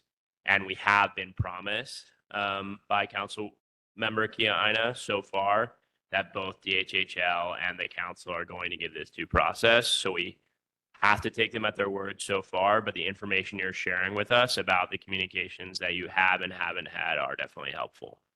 Yeah, I understand it wasn't on maybe your agenda tonight officially, but it's definitely been on our agenda. And it's definitely been raised for their agenda. So my point is, there wasn't a secret that people would be here tonight wanting to bring it to your attention, right? And you would think that would be enough. So thank you very much. Okay, mahalo. Other community resident concerns? Yes, ma'am. Not reverse this, so if you can't hear me or Jim, it's coming in just a second. But it's really, I promise it's good if it comes off correctly. All right, Jim has an aerial picture that y'all can look at a little bit later on, and it shows the degradation of the hillside. But I want him to explain something that I don't have the capability, the knowledge of explaining. Why is this soil in this area so bad? Okay, so I'm going to ask him just questions and then you can answer me. I know you don't like to talk either, but what is this clay called? Here. My name is Jim Hancock. I'm also a resident of the Kailua Hillside. I bought the place 15 years ago. The previous owner died in the bedroom that we sleep in now. He was old, and his plan when he bought that house was to put an ohana up at the top of the property, and we have the collapsed foundation and structure of that. The county gave him permission to build up there. It's still unbuilt, and it's mostly piles of semi-vertical cinder block walls. Estimates between 40 and 60,000 bucks to fix it. I can't afford to do that. And I'm not really interested in doing that because it's fine just the way it is. The idea of moving people into an even worse zone than where we live is preposterous. When they came by 2 weeks ago, Commissioner Kia Aina handing out, this is the plan that we're going to do. She stood in my driveway and I took this picture, said, you know, I'd really like to show you my backyard. And she said she was too busy. It's 30 feet away from where we were standing, and all you'd have to do is look at the ground and look at the wall that's fallen down and read 10 minutes worth of description of what that rock unit that makes up that hillside does and why they've not built on it forever. I don't understand it. It doesn't make sense to me. And So what is the clay called there? we just didn't need to have the name. I know I'm going to murder this. Kokokahi clay, Kokokahi shale. It's a airborne volcanic deposit. If you look at the Ko'olau from a distance in Waimanalo, you can see sheer rock face, and it trends down into a different angle. That rock face land was also given to Hawaiian homelands. I don't know what they're ever going to do with that. It's a long strip, runs the entire length of Waimanalo, and it's essentially, you couldn't even ride a dirt bike on it. But I guess, no, it's not. But ours, on the Kaneohe side of our hill, which is called the Oniava Hills, we call it the Kalaheo Hillside. The Kaneohe side gets the predominant rainfall. Our side is almost a little in a rain shadow. We get less and less rain than they do. Their side has eroded into a much more stable form. There's trees growing over there, and there's exposed rock almost entirely down the face. on the high school side, that's where we live, there's one little exposed piece of the underlying basalt, which was part of the volcanic plug. And it's the only piece that's exposed because all the rest of it is the ash that fell down. If we had gotten rainfall like they did in Kaneohe, it would have washed away and it wouldn't look like that, but it does. It's unstable soil. If you cut a chunk through it undisturbed, it looks like Swiss cheese. When it rains, the California grass that's up there has a root mass about this thick. It does absolutely nothing to degrade the soil. It just makes a big mat up there. Most of it gets caught by the petals and it evaporates away. But when you get one of those big gushers and it sneaks around the end of it and we get bombed, the rain comes down the hill and fills all those holes in all the soil, which is 15, 20 feet deep, old volcanic ash. And it's not stable, it just doesn't. It sits at, if we could commit this picture taken in 1989 by the resident who died in the bedroom that I sleep in. He had a air photo business, took a picture of the hillside, and I don't know what he had in, and left it in the house. If you can, I'm a geologist. Thank you very much. And at the 200 level classes, half an hour looking at air photos, you could look at this and go, nope, you can't build there. And I'm not the first person to see this. Lots of people have seen this. Yet, with election banners on my street for the person who's standing in my driveway with this plan to provide 22,000 people who should have been given a place to live a long, long time ago. She's going to solve all this stuff in 4 months. And thank you very much. I think it's a bunch of baloney. I don't like it. I don't like the idea that the Hawaiian people are being scammed, if that's the case at all. And I don't like the fact that I have to think about what's going to happen here. Am I going to have to fix this wall? Is it going to get even worse if they build up there and it starts tumbling down because it's going to change what's up there and it starts slipping into or are they going to condemn my house? What are they going to be responsible? Is Hawaiian Homelands going to be responsible for the increase down? Are they going to sign on to this liability with this gift of 10 acres that nobody wants? Nobody would buy it. They tried to put a school there and they went, nope, we can't do that. This piece, which is not part of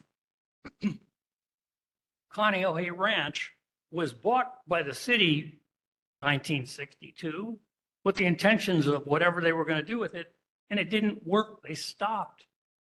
It's still sitting there, unbuildable, being proposed as some solution to the tragedy of Well, this 1,000 years of failed policies. Thank you very much. This has been very educational. I think we've, I just want to answer one question. Okay. Is this found anywhere else? Well, it's called that because it's that unit. Regionally, that name doesn't apply to anything else, but the soil type is common. It's all over the place. The textbook used at U of H is full of chapters about it. It's not a surprise. It's not and if you look hard enough, you could find an engineer that said, oh yeah, we can build there. We can do this stuff. And he could look at this picture and go, yeah, I did one of these when I was in junior high school. It's no big deal. And what am I supposed to do? I'm a citizen. I live here. I don't have a beach view. Can't see the ocean from my property. I got a view of the hillside there. That's kind of the working class ocean view. I don't plan on moving and I don't know that anything can be ever done there, but I don't want to be part of what I see as not honest management. well, this has been very educational. We appreciate. Thank you very much for your time. I know you're working. We appreciate your background as a geologist. We appreciate what Judy Mick found from the 1952 survey about the Kohukahi clay on the hillside. And we will continue the discussion at the Planning, Zoning, and Environment Committee. Mr. Chair, can you announce when is the Planning and Zoning Committee meeting this month? Next Tuesday, third Tuesday of the month, July 16th, 7 p.m. at Kalama Beach Park, the Betcher House.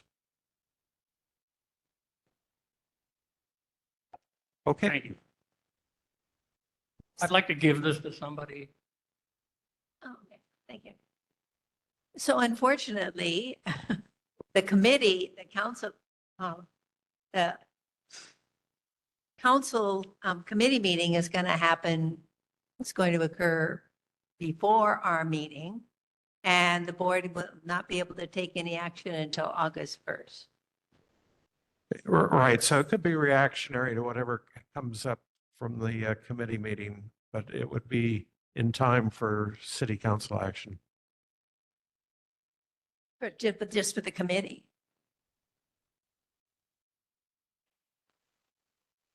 Right, right. Right, full city council wouldn't be until September. Okay. We'll try our best to get something passed by the board and sent in. Thank you. Okay, we one more. Tristan David.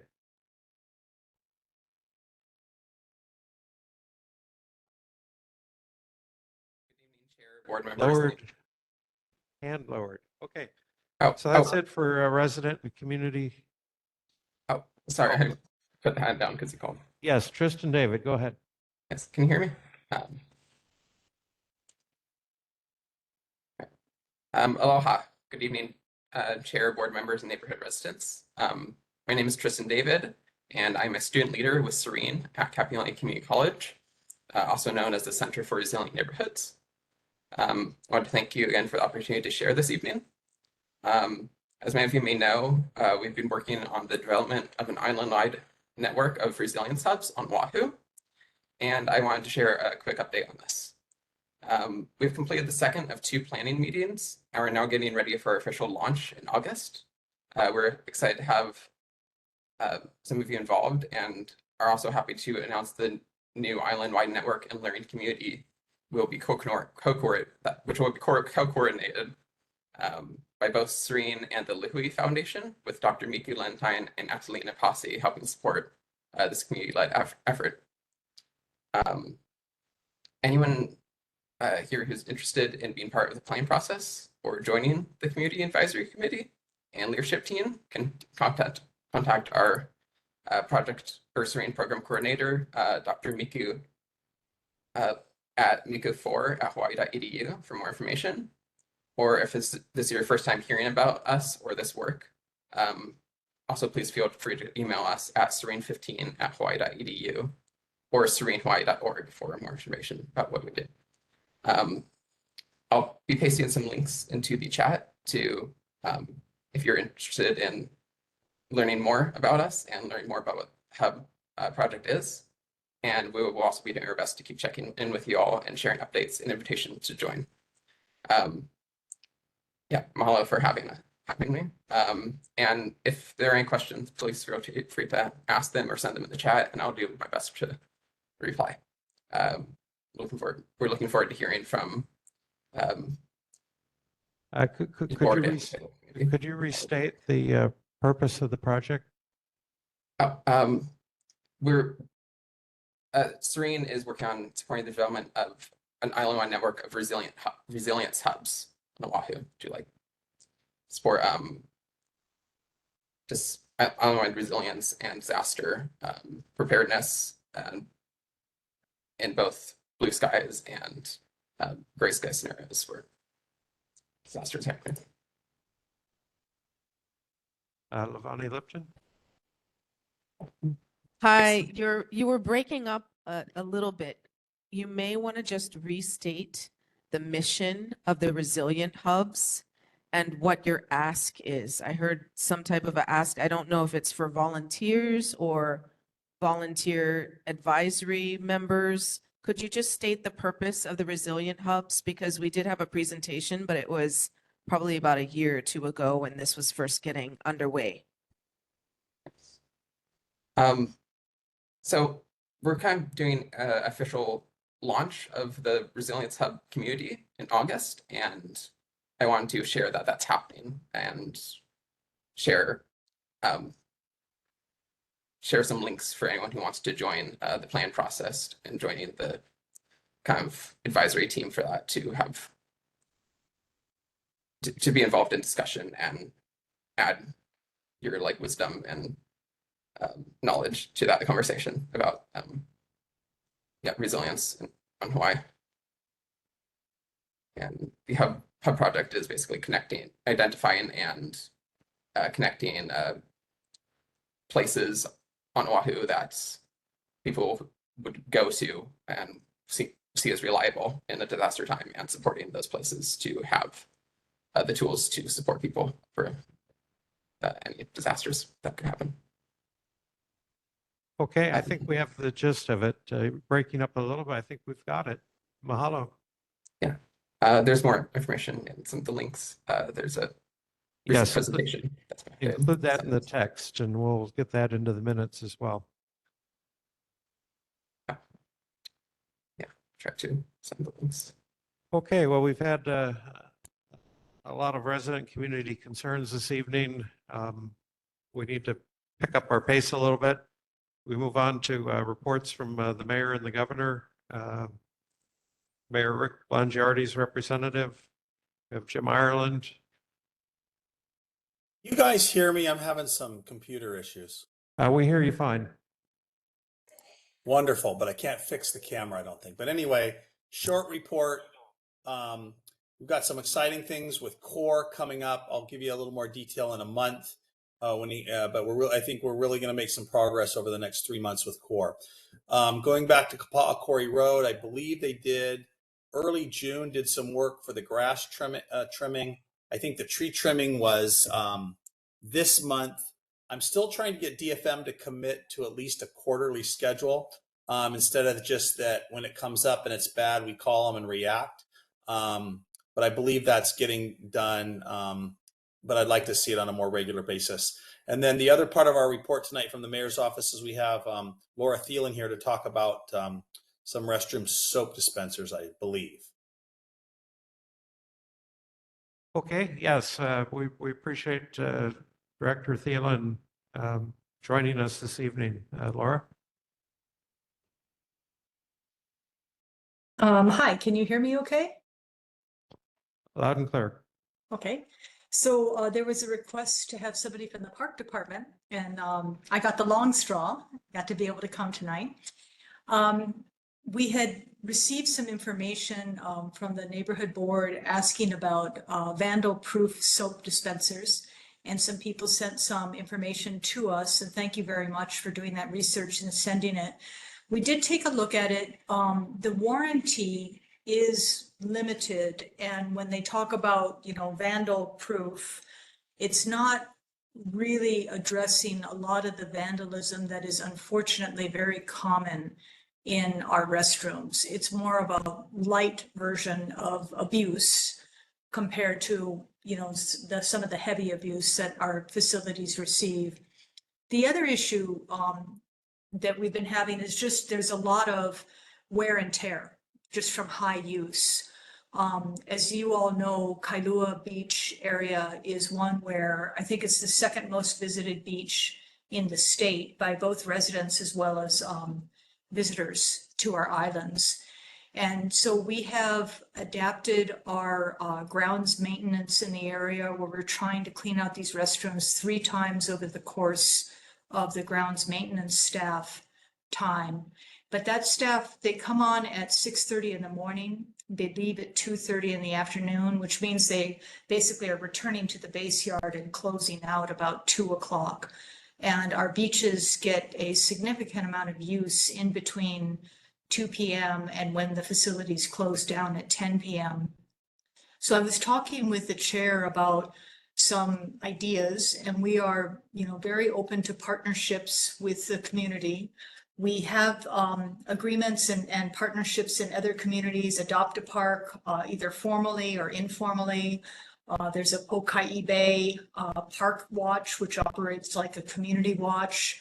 You have groups that are like ambassadors, that can be there to help with information, which, provides some sort of a presence. And we can also explore signage, which just, goes up in the comfort stations that says, please kokua, the maintenance staff, hours, they end at 2:30, do what you can to keep the area clean in between then and the morning. And then I was sharing with the chair also that, we do have, some folks, unfortunately, that will do some things that are inconsiderate. The other day, we got some complaints about a really nasty stench. And when we were investigating that, what they found was a bag of fish guts that some fishermen had cleaned their fish and left the bag there, in the late afternoon. And so it was pretty rank by the next day. So just, making sure we all make an effort, especially after hours, would be important. So, we've been delighted to work with the community on, further ideas of what we can do. We are trying to change out our shift for the time that we do have coverage. But these are also people that are going to be doing other work around the parks as well. And so, it's a very high use area and just needs a lot of love and attention. So happy to take any questions or suggestions and work with you folks on further improvements.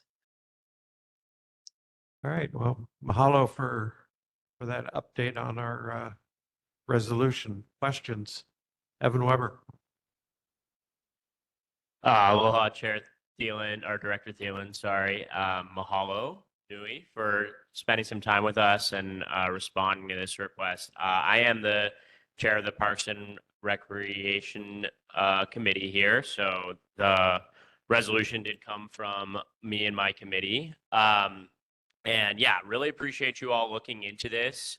We have been communicating with your department and the city and county about this for about a year now. So grateful for the opportunity to finally get some progress. As you know, our resolution was not specific to Kailua. We think this is a solvable problem for the entire county. It would cost about $100,000 plus or minus dollars to put these pretty high quality, pretty expensive relative to what we've had in the past soap dispensers that would hopefully be very durable. But, if you're nervous that it might not work, we'd be happy for you to start in Kailua. And that could be one way to partner, is a pilot program. It would cost maybe $500 to try out a couple of these.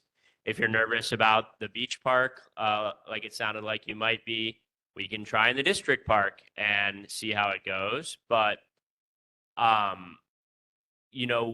when we hear in Kailua, hear you talk about how our beaches are some of the most visited in Hawaii, and probably one of the most visited beaches in Honolulu County, as an excuse not to have soap in them.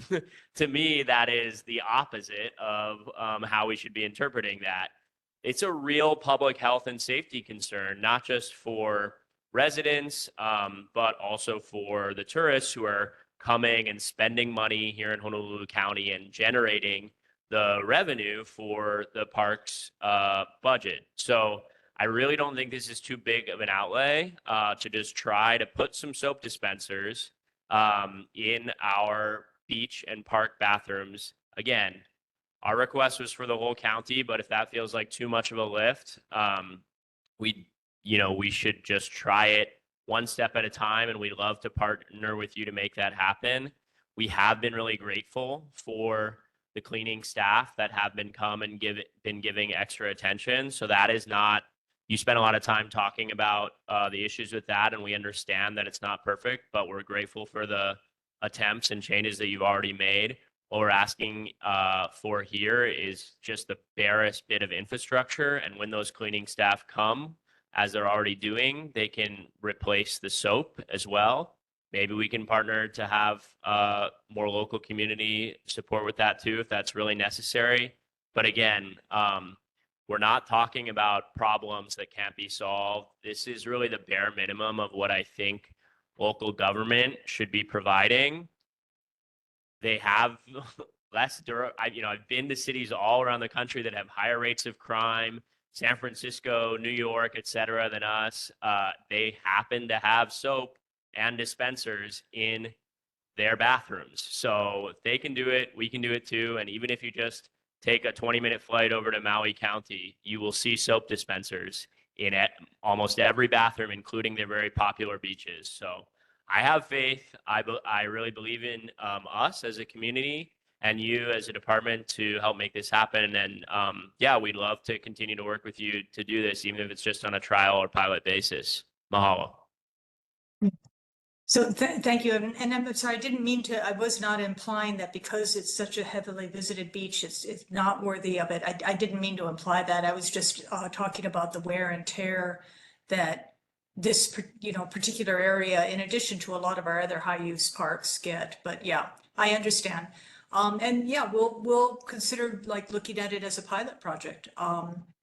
So I think that might be interesting. And I think it would be good if we could do a partnership on it to help get some objective monitoring of it if we go forward with it as a pilot, and get some reports back from the community as well as just our staff. And thank you for recognizing the additional work that they're doing at the park. We're really Appreciate grateful that. for it, and this would just be the next step. I think it'll just benefit our image here, and just we have kids writing in notes from local schools saying how ashamed they are that our bathrooms do not have soap. And if the kids can tell that this is a problem, I think the rest of us owe it to them to provide some decent public safety and public health measures, and just make our great town a livable place. And we know you care a lot about this town too, so appreciate it, Director Thielen. Levani Lipton. Aloha, Director Thielen. Is there any possible way to get some support from the Tourism Authority? Kailua is on everybody's brochures, and maybe they can help out with the pilot project. So that's one idea. The other idea is to maybe even tap some local businesses. We have some zero waste businesses locally in this county. And I'm wondering if perhaps we can support local and they can help us maybe refill the soap dispensers. So I'm just trying to think outside of the box here to help our community in multiple ways. But I do think this is an absolute necessity, public health wise, and I think it's very viable to ask the Tourism Authority to help us out with this. So thank you, Vice Chair. I think it's not so much a matter of the cost of the item. It's a matter of the care taken in the area. And that's why, we found that in areas where we do have partnerships with formal or informal adopt-a-parks, that additional presence that is made up of community members sends a very different signal to the other people in the community about the park and the care of it, because it's not just, sometimes people have like an animosity towards government. That might be too strong a word, but that it's not, that's their problem. But when they see community members out there as adopt-a-park or, representatives in the area, it sends a signal to the other community members that this is our place, which is what parks really are. It's their community spaces. And so I think it would be having that type of community partnership would be wonderful. And again, sometimes signage can help. Like, let's say it's a partnership with local businesses that it can say supported by, Kailua businesses or things like that. So people look at it a little bit differently. So we'd really encourage, if the board can bring forward that type of partnership to work with us on this, I think that would be fantastic. Okay, mahalo. Carol Miyashiro. Hi. So the majority of the parks on Oahu have hours of closure, and the Kailua Neighborhood Board recently endorsed having limited hours of closure at the Kailua Beach Park. Can you please update us on the status of that and what progress has been made to move forward? Thank you. Yes, so I'd had some discussions with the chair and the council about this. We are going to have to go through a review of how that may impact the legal status of some things that the city and county is doing to manage uses and behaviors in parks. We recently had our park closure hours, as well as a number of other actions like the stored property ordinance and other things that we do to keep parks clean and sanitary, challenged in court by the ACLU. And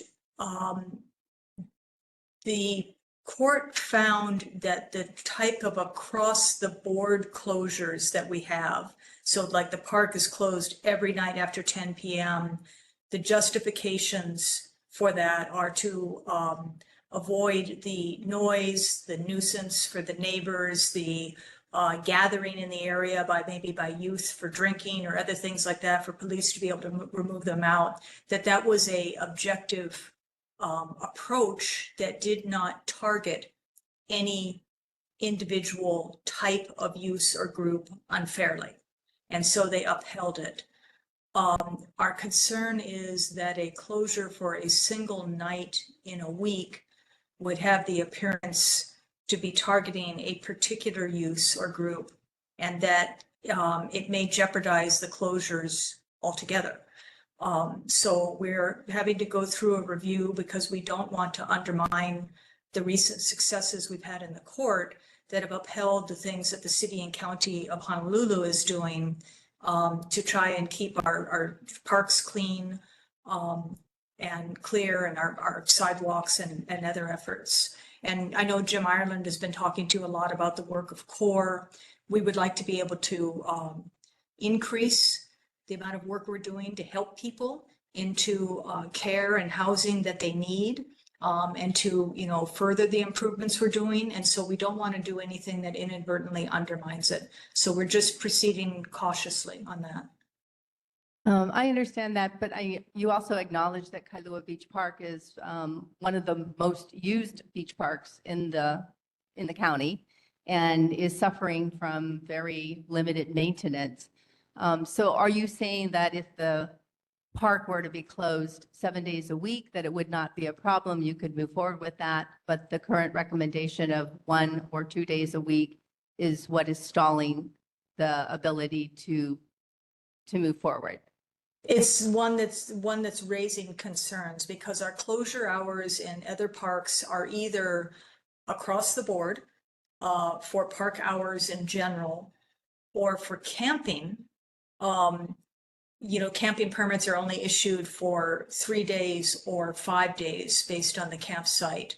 And then the campsite is closed for 2 days or more, and the court has upheld that because we can't clean a campsite when it's partially, people are camping in part of it and not the other parts of it. So we need the campsite vacated in order to be able to maintain that. So that's the only partial closure we have. And even in that case, it's multiple days as opposed to a day.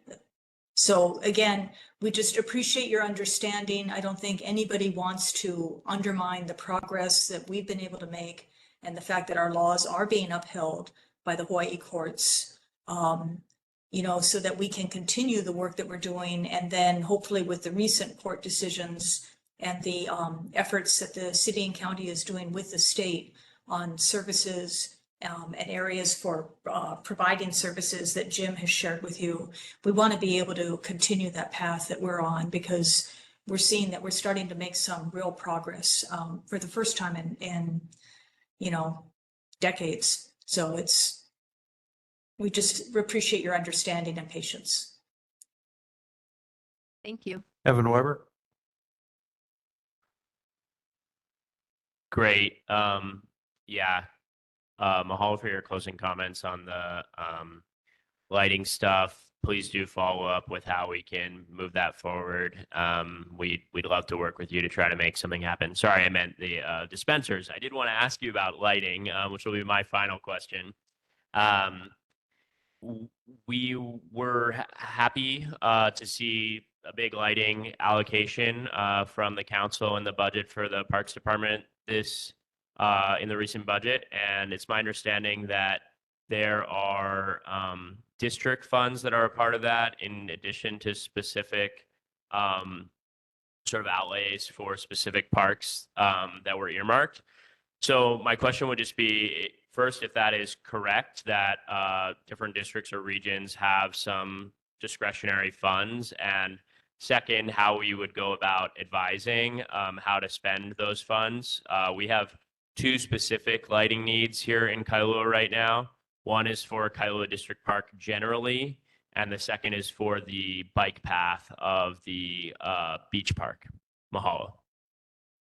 So there is, in the budget, there is funds for maintenance type work that we can do in-house or with small contracts for each of the council districts. It's not a huge amount. It's not going to support necessarily a lighting project or a capital improvement project. It's more something that comes out through our maintenance budget. There are CIP funds. But the other thing that we're pursuing, which may come forward more quickly, we did a energy savings contract through a company called Noresco, and we put in about 48 million of improvements. The improvements we picked not only saved electrical or water, but they also provided much needed like capital improvements to parks. So we redid a lot of the lighting around a number of gyms and buildings. So it was mainly fixing existing lighting that had gone defunct and replacing it with upgraded LED and other lights. So we did that in a number of like gyms, parking lots, and things like that. So that is we're going to be going into a phase 2, and we're going to be listing the projects and working with the city budget department to try and get the phase 2 contract put into place. That contract, they did the improvements in a 2-year period. So it was really fantastic. So we're eager to move forward with that. And we know that the lighting is much appreciated by people. The bikeway would have to be a capital improvement project because there is not existing lighting. And then just because of the endangered species with the honu and the seabirds, it would have to be very specific downcast lighting on the path itself, just because of the location, the proximity to the beach. So as long as people are aware of that, there will be regulations that would affect the type of lighting that could go in there. Yes, we are aware of that. That was part of the discussion when that resolution was passed. Okay, other questions for Laura or Jim? Online audience? Okay, well, later than we thought, but thanks for staying with us. All right. Good night, everybody. Thank you. Thank you. Okay, aloha.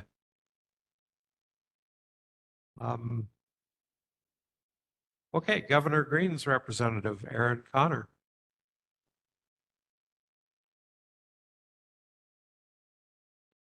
Good evening.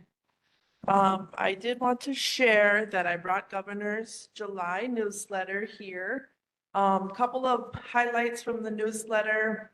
The state had the honor of hosting the 13th Festival of the Pacific Arts and Culture, FESPAC, in Hawaii,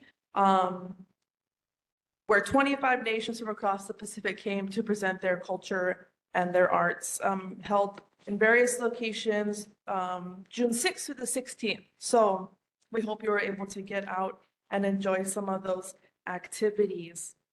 The Department of Agriculture, not coconut rhinoceros beetle related.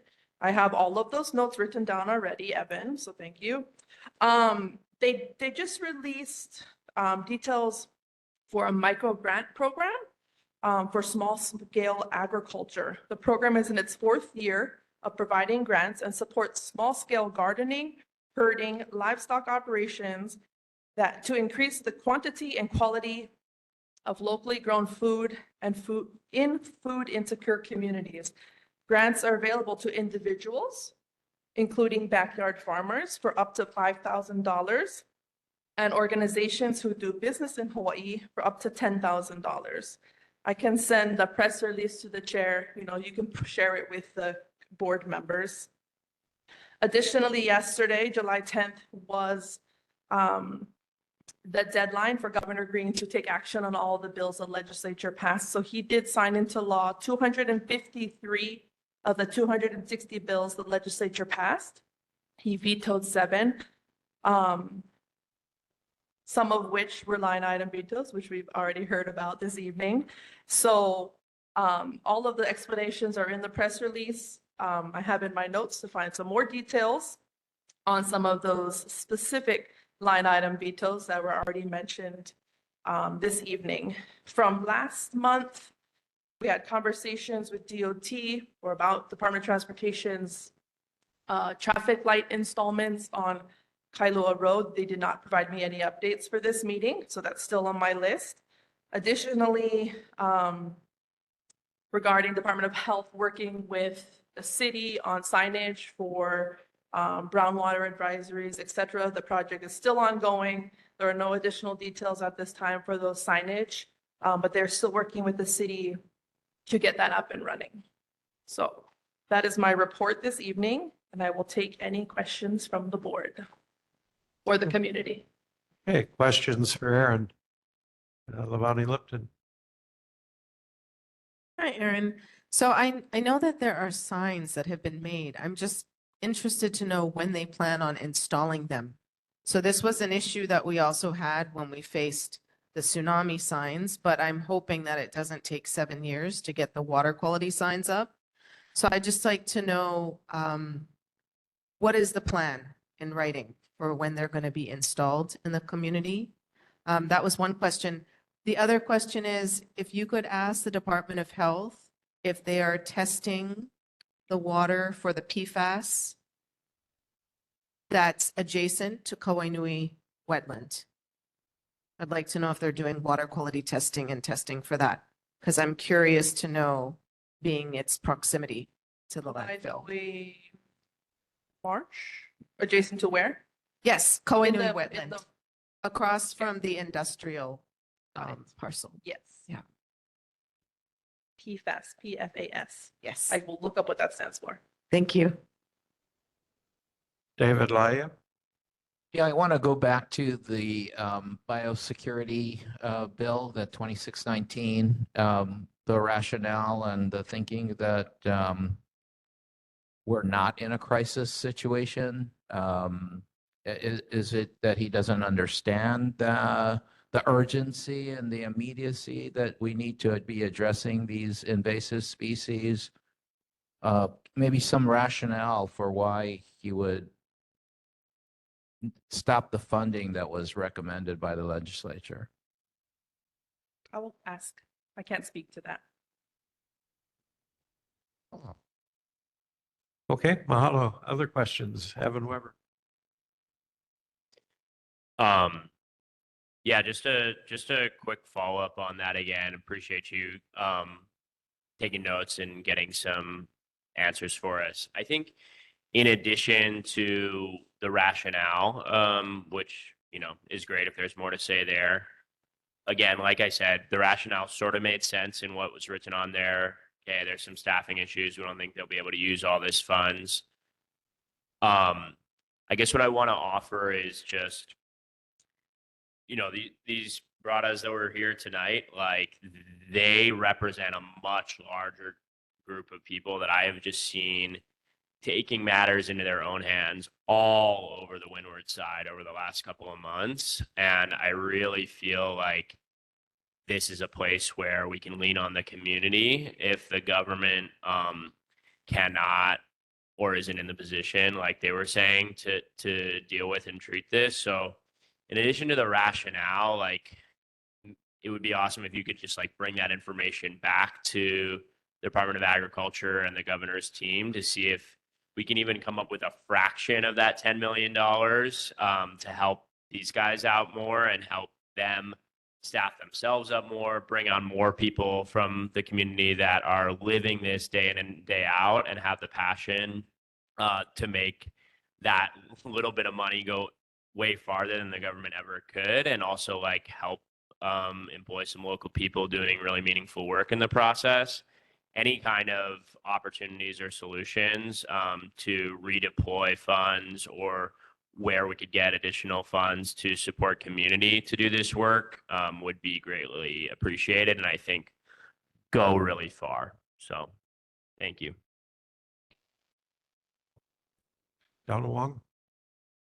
Yes, for next month, can you bring us what the Department of Agriculture's policy is on mulch? On creating it, delivering it, yeah, just storing it? Yes. Okay, thank you. And any specific provisions for things like coconut rhinoceros beetles?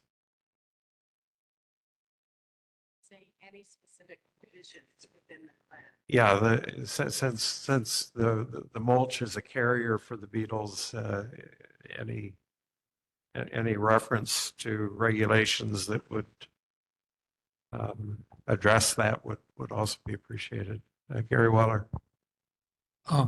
You might discover that that's under the Department of Health Solid Waste Management. They issue the permits for all green waste facilities and for companies how they dispose of their green waste. Okay. All right, David Lyatt. Just want to get some feedback to you, Donna, regarding the mulch protocols. I've met with two scientists on that matter. One is that you can put netting over your plants, was one, as well as over your mulch pile. The mulch itself is not supposed to be greater than 4 inches thick, and it's not supposed to sit in these large piles for more than 72 hours. So that's kind of the standard protocol. But the challenge with the scientists has been that the CRB has found a way to reproduce in less than 4 inches of mulch. And so that initial protocol has not been proven to be effective. So the mulch pile issue that the gentleman was referring to earlier, I'm not sure if he is referring to that policy, but the challenge is that the current policies are not being very effective in dealing with the CRB. Okay, adding on to that, then is DOA even looking at whether their present policies are sufficient or if they have to change them? That's a great question. I was managing about 176-acre farm with about 40 farmers in Kunia, and we reported to the Department of Ag incidences of the CRB and mulch piles, et cetera. And the response that they gave us was, we don't have the resources to be able to respond to those specific issues. And so there's no one actually staffing to be able to respond to those issues.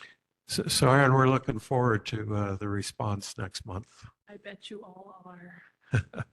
All right. We need to pick up the pace. Carol? Would it be possible to have a member of the Department of Ag here if in fact there will be some presentations on this topic next month?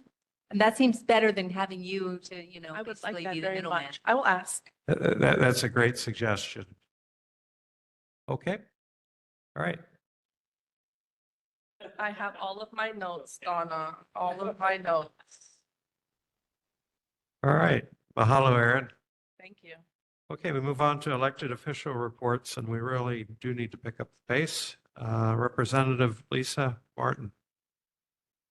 Aloha. So just an update on the vetoes. There will be no veto overrides, so we're not going back into session.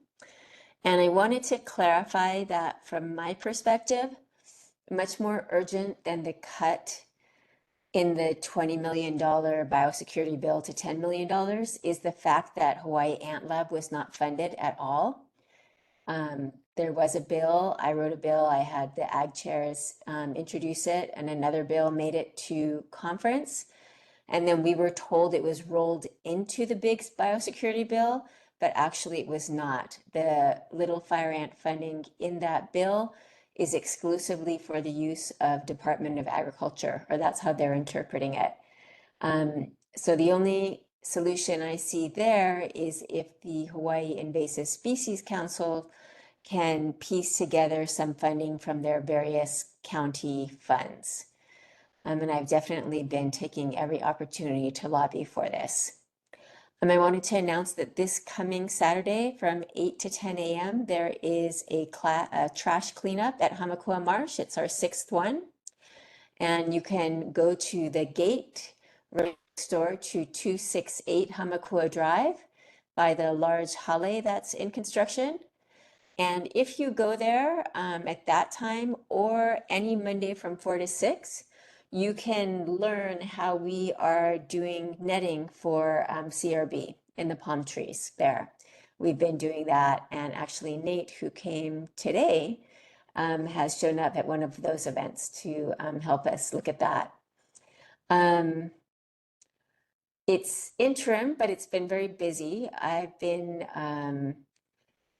just assuming that I'll be Human Service Chair next session, though of course there's an election to get through and other things before that. But I have been working at it to be ready for it in case I do have that privilege.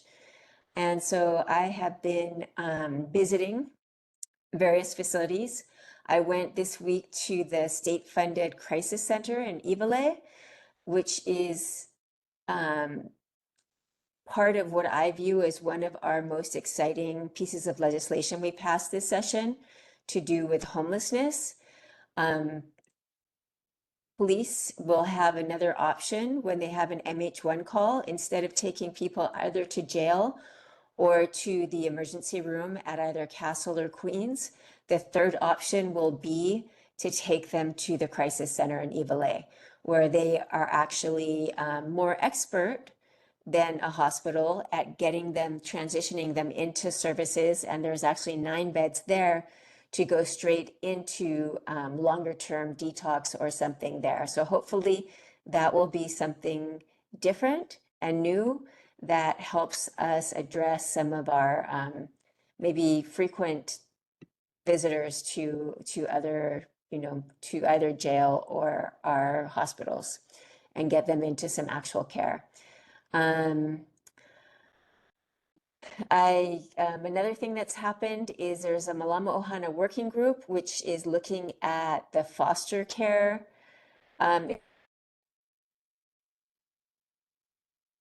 Just finished, and it was for people that either were foster children, foster parents, or had children taken away from them, to give us feedback and ideas for legislation next session. So I'm really excited about that. That came out of a bill that I introduced last year. Some other bills that passed that I worked on or introduced was a statewide mental health care worker training out of Winmer Community College that they have developed in collaboration with the state hospital to kind of grow our own expertise there. Getting data on the actual ag use of our state ag leases so we can have a baseline for trying to get our resources better used for agriculture, and a number of kapuna community-based care type bills that passed, and the list goes on. Anyways, it's been a very busy I will mention just one of them because you folks are so interested in this. I did have a resolution that passed asking the Department of Agriculture to create a plan and a budget for a placard system that can let us know if a plant business is following best practices for invasive pests management or not, so that we can shop with confidence. And with that, I'm open to any questions. Okay, questions for Lisa Martin? Donald Sakamoto.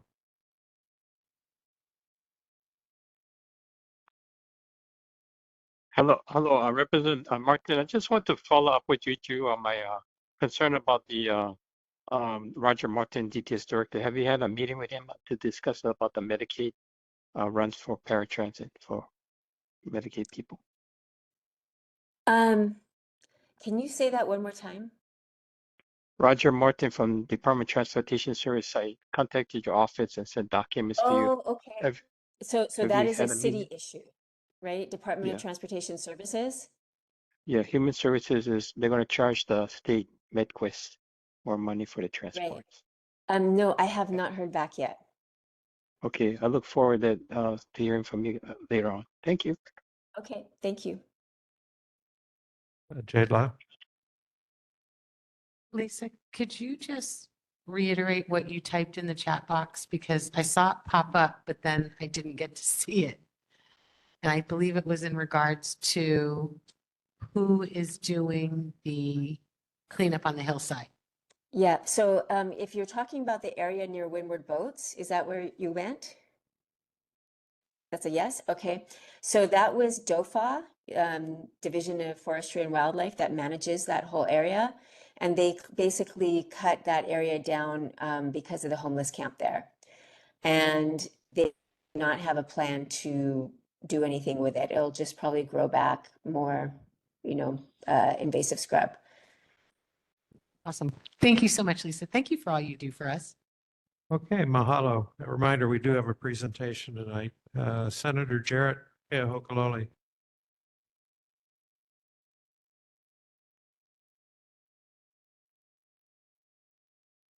Senator Chrisley. Representative Scott Matayoshi. Good evening, everybody. I'll be pretty quick. I want to really applaud Rep. Martin for her work on little fire ants. A lot of us have been working on addressing little fire ants, but she's really been fighting for that funding and keeping an eye on that funding going, or in this case, not going to Hawaii Ant Lab. In Maunawili alone, there are 2 fairly large areas that we found in February of this year that are currently, we know there are little fire ants there. We don't know the boundaries, and it's not being treated. So that's definitely a concern. Speaking of invasive species without legs, I'm trying to, actually this weekend, we have another meeting in Maunawili to address the albizia growing wild there. We'll be teaching residents how to safely kill and remove albizia trees. We're also trying to create a group of community group to walk the streams there and kind of uproot albizia saplings before they get too big. But that's going to be tomorrow. I'm trying it out in Maunawili. If it works, then I'm going to try to spread it throughout the windward side if we can. But Maunawili is really a hot spot. So that's something I've been working on as well. I was I guess I am labor and government operations chair. So this last session, we've been really working on getting injured workers back to work faster and getting a more efficient hiring system for the state to fill a lot of the vacancies we have.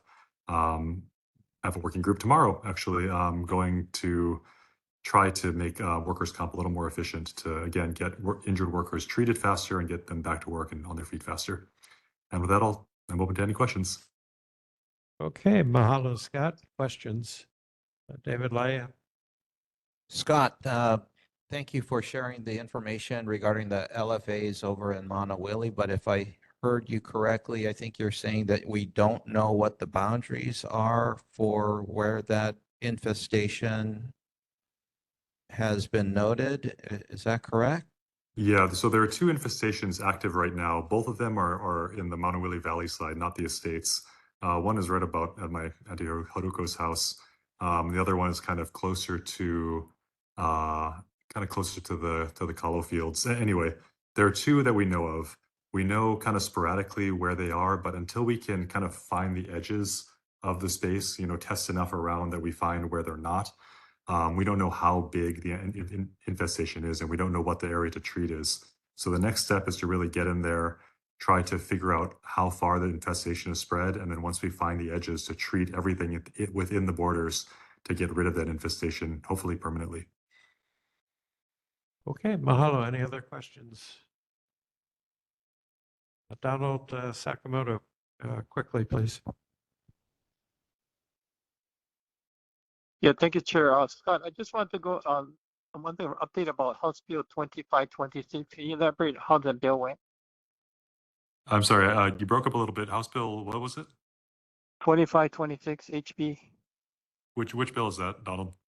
That's the one with the you arrest people after the third time with the driving operating a vehicle.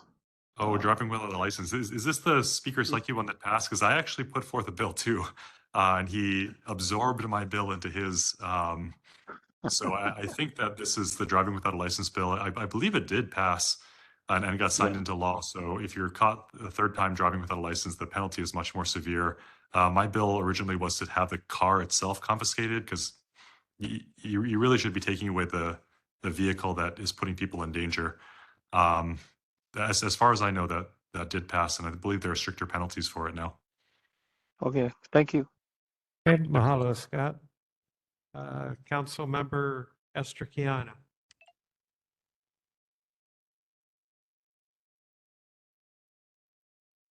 Aloha and good evening. Can you guys hear me?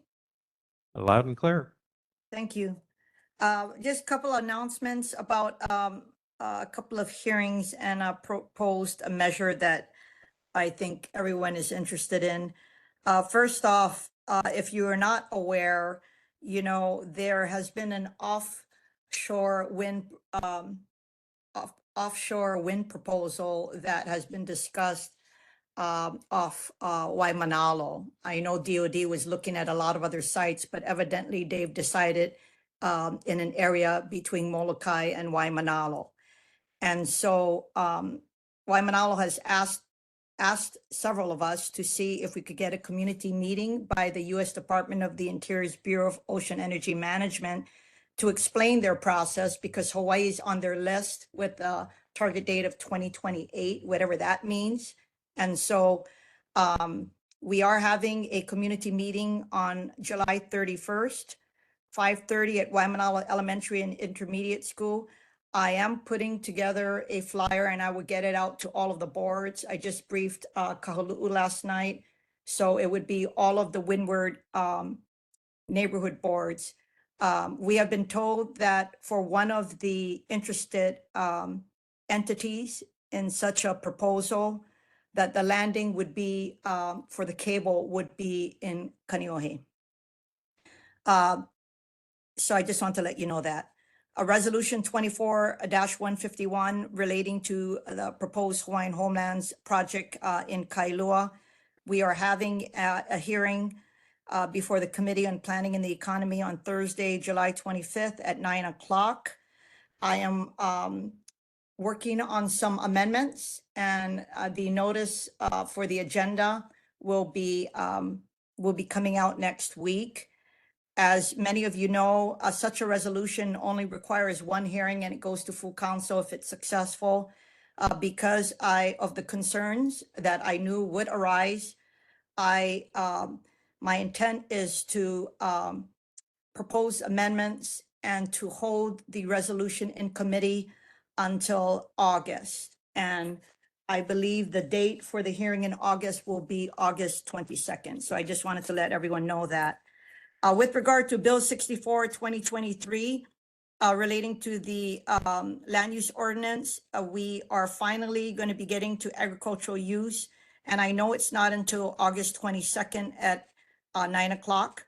But I just wanted to let everybody know so they can start prepping. And Donna Wong and your committee, I just wanted to let you know that the website that I had put up, honolulucitycouncil.org/Bill 64, it really needs to be more simplified. And so I am working on getting it up so that it could be more user-friendly so that you could start looking at agricultural use and make recommendations.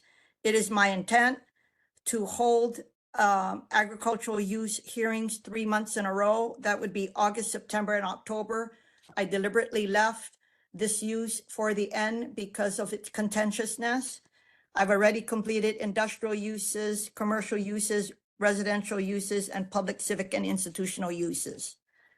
And after agricultural use and miscellaneous use, my intent is to move it for final passage after a couple of two hearings. And I won't talk about my speed mitigation legislation that I'll be introducing soon, but just suffice it to say that we've heard loud and clear about slowing down cars, especially around school zones. The state authorized the city to be able to do that. And Councilmember Dos Santos Tam and I are going to be moving forward for implementation. DTS is proposing 20 miles. That might be the measure that's introduced, but I'm looking at 15 miles and would be very interested in the board's mana'o. And that's my report, Chair. Okay, mahalo. Questions for Councilmember Kiana, Donna Wong? Yes, hi, Esther. Can you give me that timetable again on your resolution? When is it going to committee and when are you proposing to take it to council? Okay, which one? Bill 64, the land use ordinance? No, Which not the LUO, the Kalaheo Hillside. 24-151, We are July 25th and August 22nd. Yeah, July 25th at 9 o'clock. And my intent is to make amendments, hold it in committee and not move it forward for action so that it could be coming back to committee for any further amendments that might be necessary and to also allow the community to have another hearing to hear their concerns. And Okay, so so- I don't anticipate the bill, if it succeeds, if we try to pass it out of committee and succeed, to go to full council until September. Okay, thank you. Travis, council, could Transportation Committee take a look at recommendations for 15 miles an hour versus 20 miles per hour in school zones? Be happy to. Okay, mahalo. Other questions? Audience? Yes.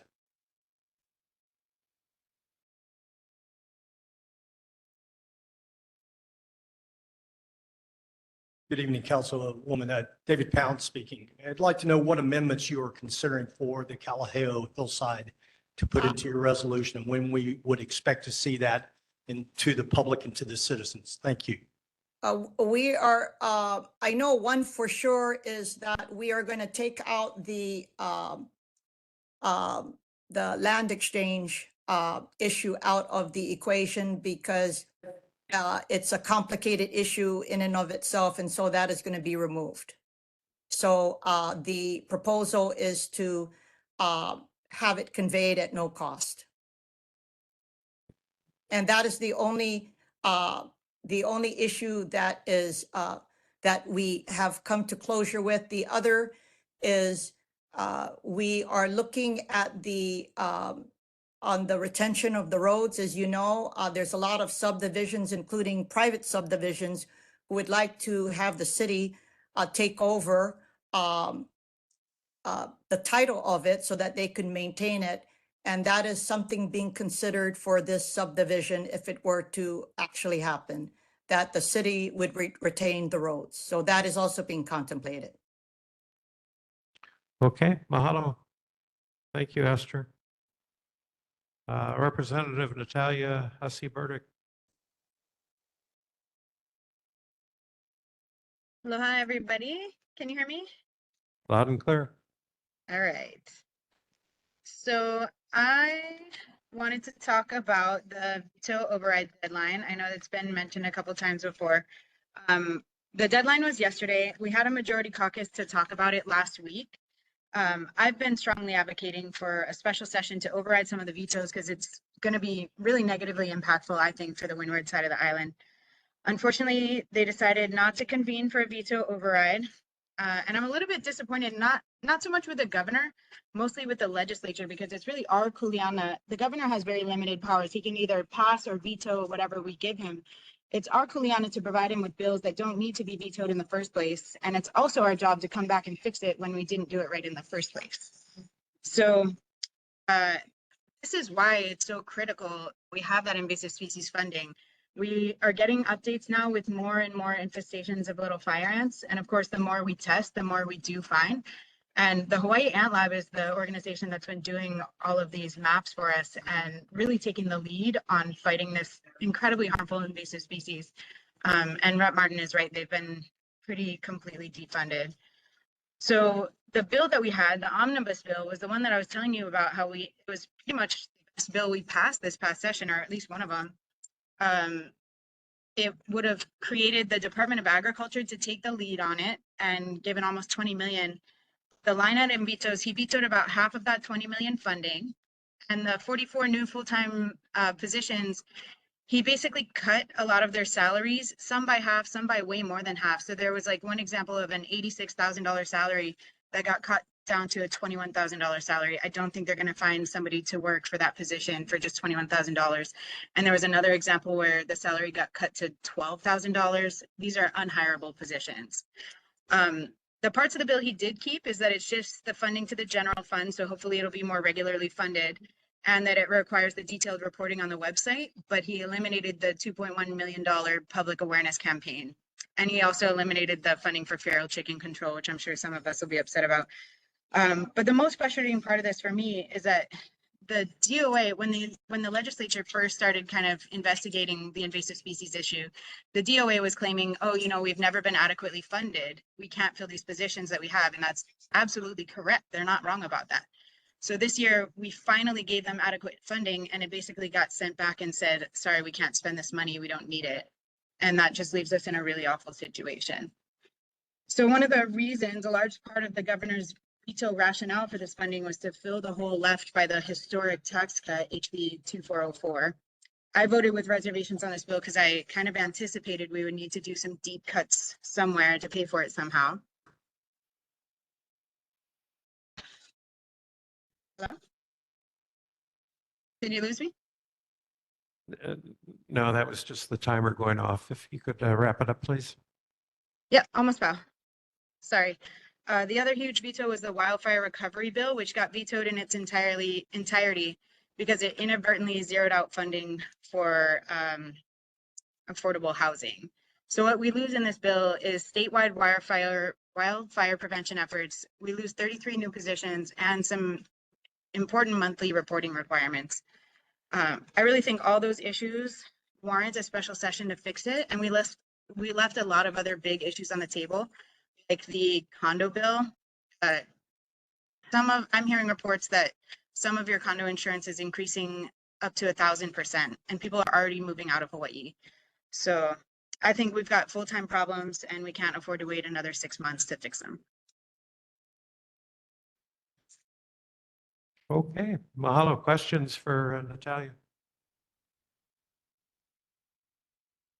Okay, mahalo. Nicole Gray for Representative Jill Takuda.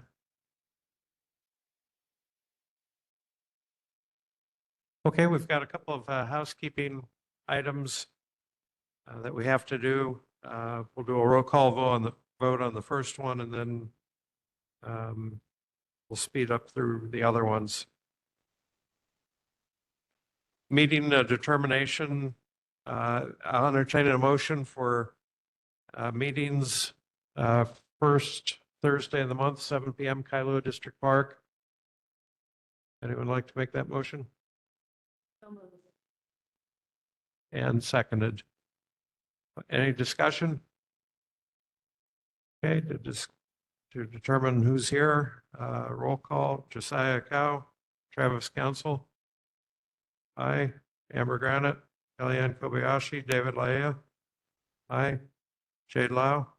Aye. Mike Lee, Levani Lipton. Aye. Carol Miyashiro. Aye. Kayla Morel. Kate Ryder. Aye. Claudine Tomasa. Aye. Steve Trecker. Aye. Evan Weber. Aye. Gary Weller. Aye. John White. Donna Wong. Aye. Jeff Suckernick. Chair votes aye. Passes unanimously with 12 votes.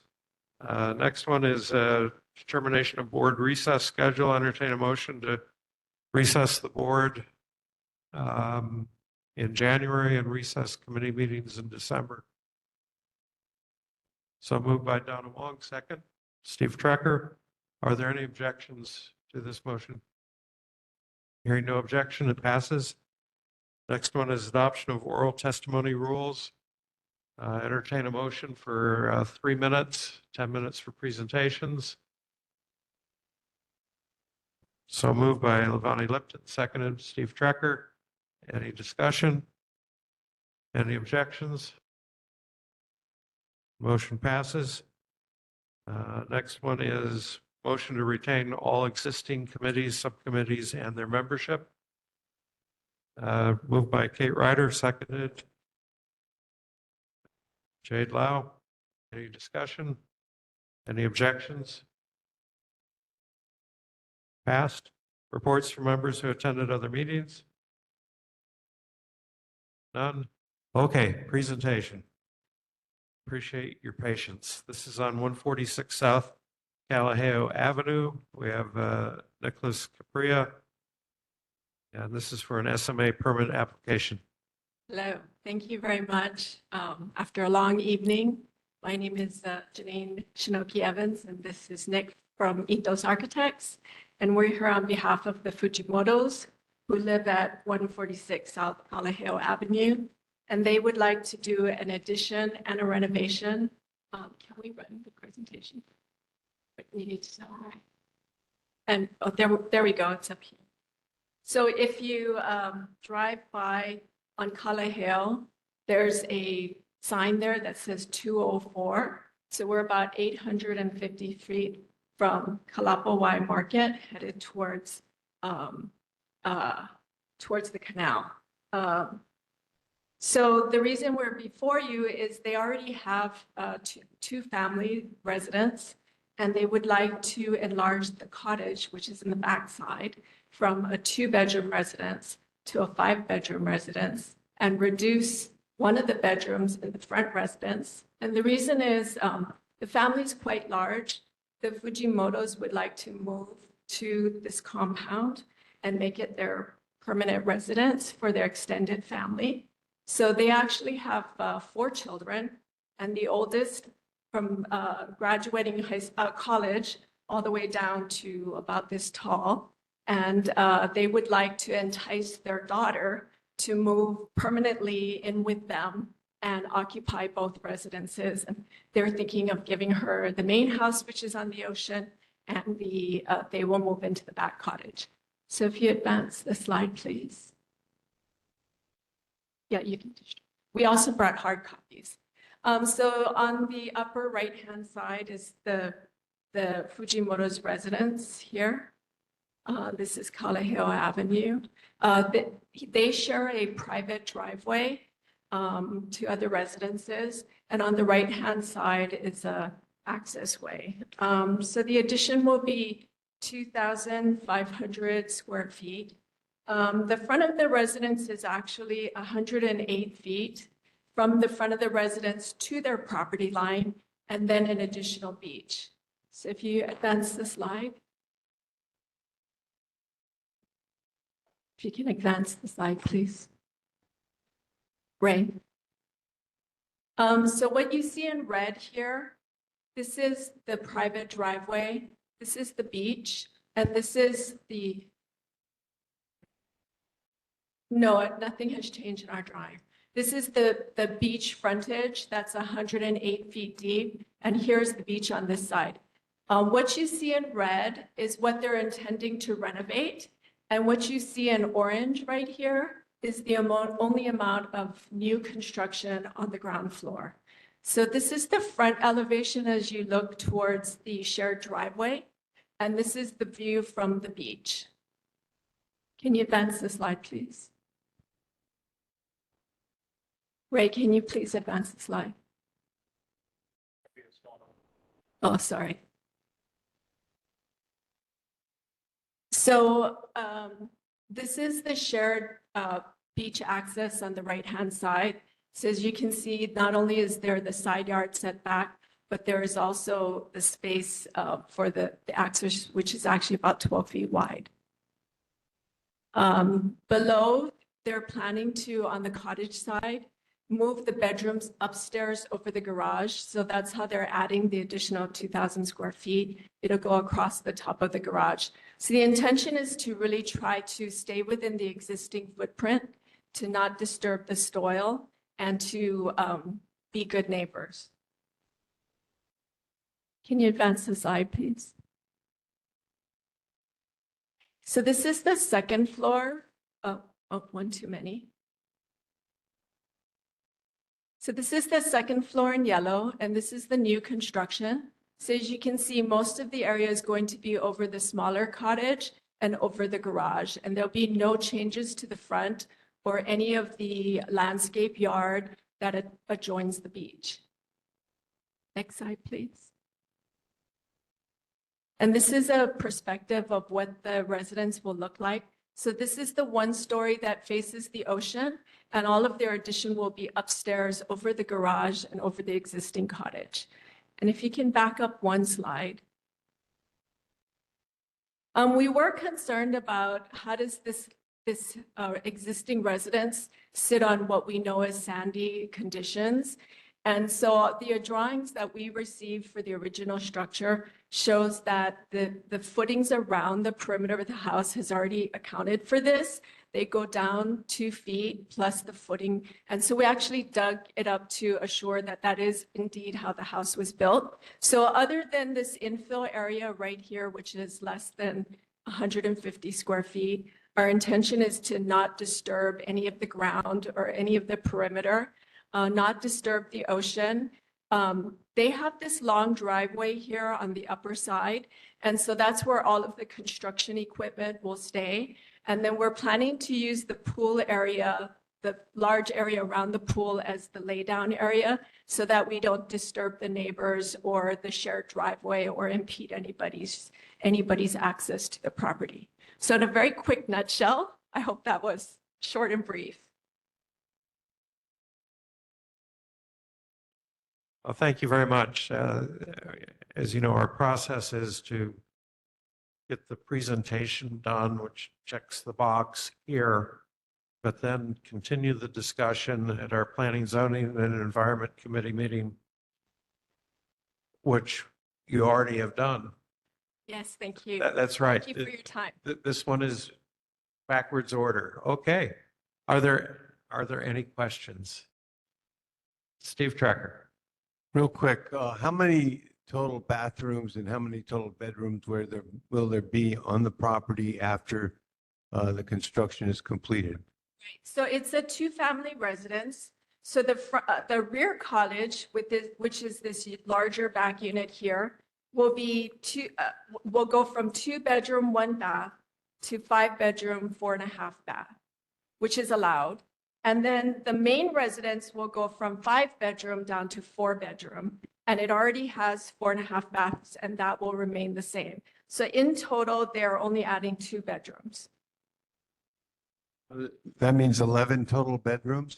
Nine total bedrooms and two family dwellings. Thank you. Other questions? Jade Love. I'm not concerned about how many bedrooms we're adding. I'm concerned about how many bathrooms we're adding. Because every additional flushing toilet in Kailua is another added strain to our already underprepared sewer treatment plant. Our wastewater plant was brought up to an old standard. It is not up to a current standard. So how many additional bathrooms? So we're adding 3.5 more bathrooms to this plant? 3.5, correct. Okay.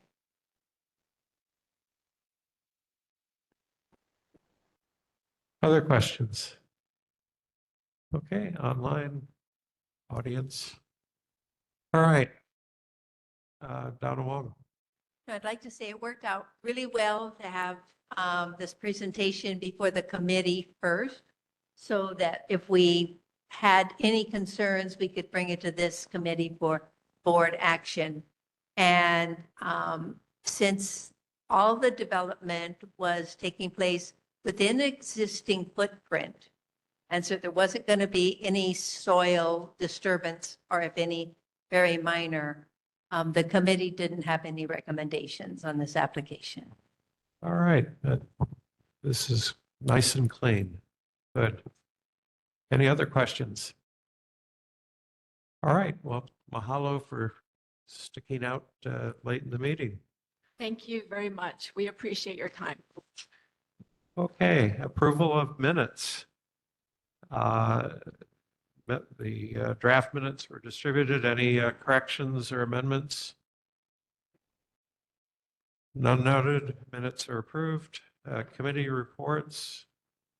Would any chair like to expand? Otherwise, committee reports will stand as submitted. Okay, no amplification. Committee membership motions. Any changes to committee memberships? Okay, chair's report. Committee agendas for August are due July 21st, which is only 10 days from now because we're a week later than normal. And this meeting is adjourned at 9:55.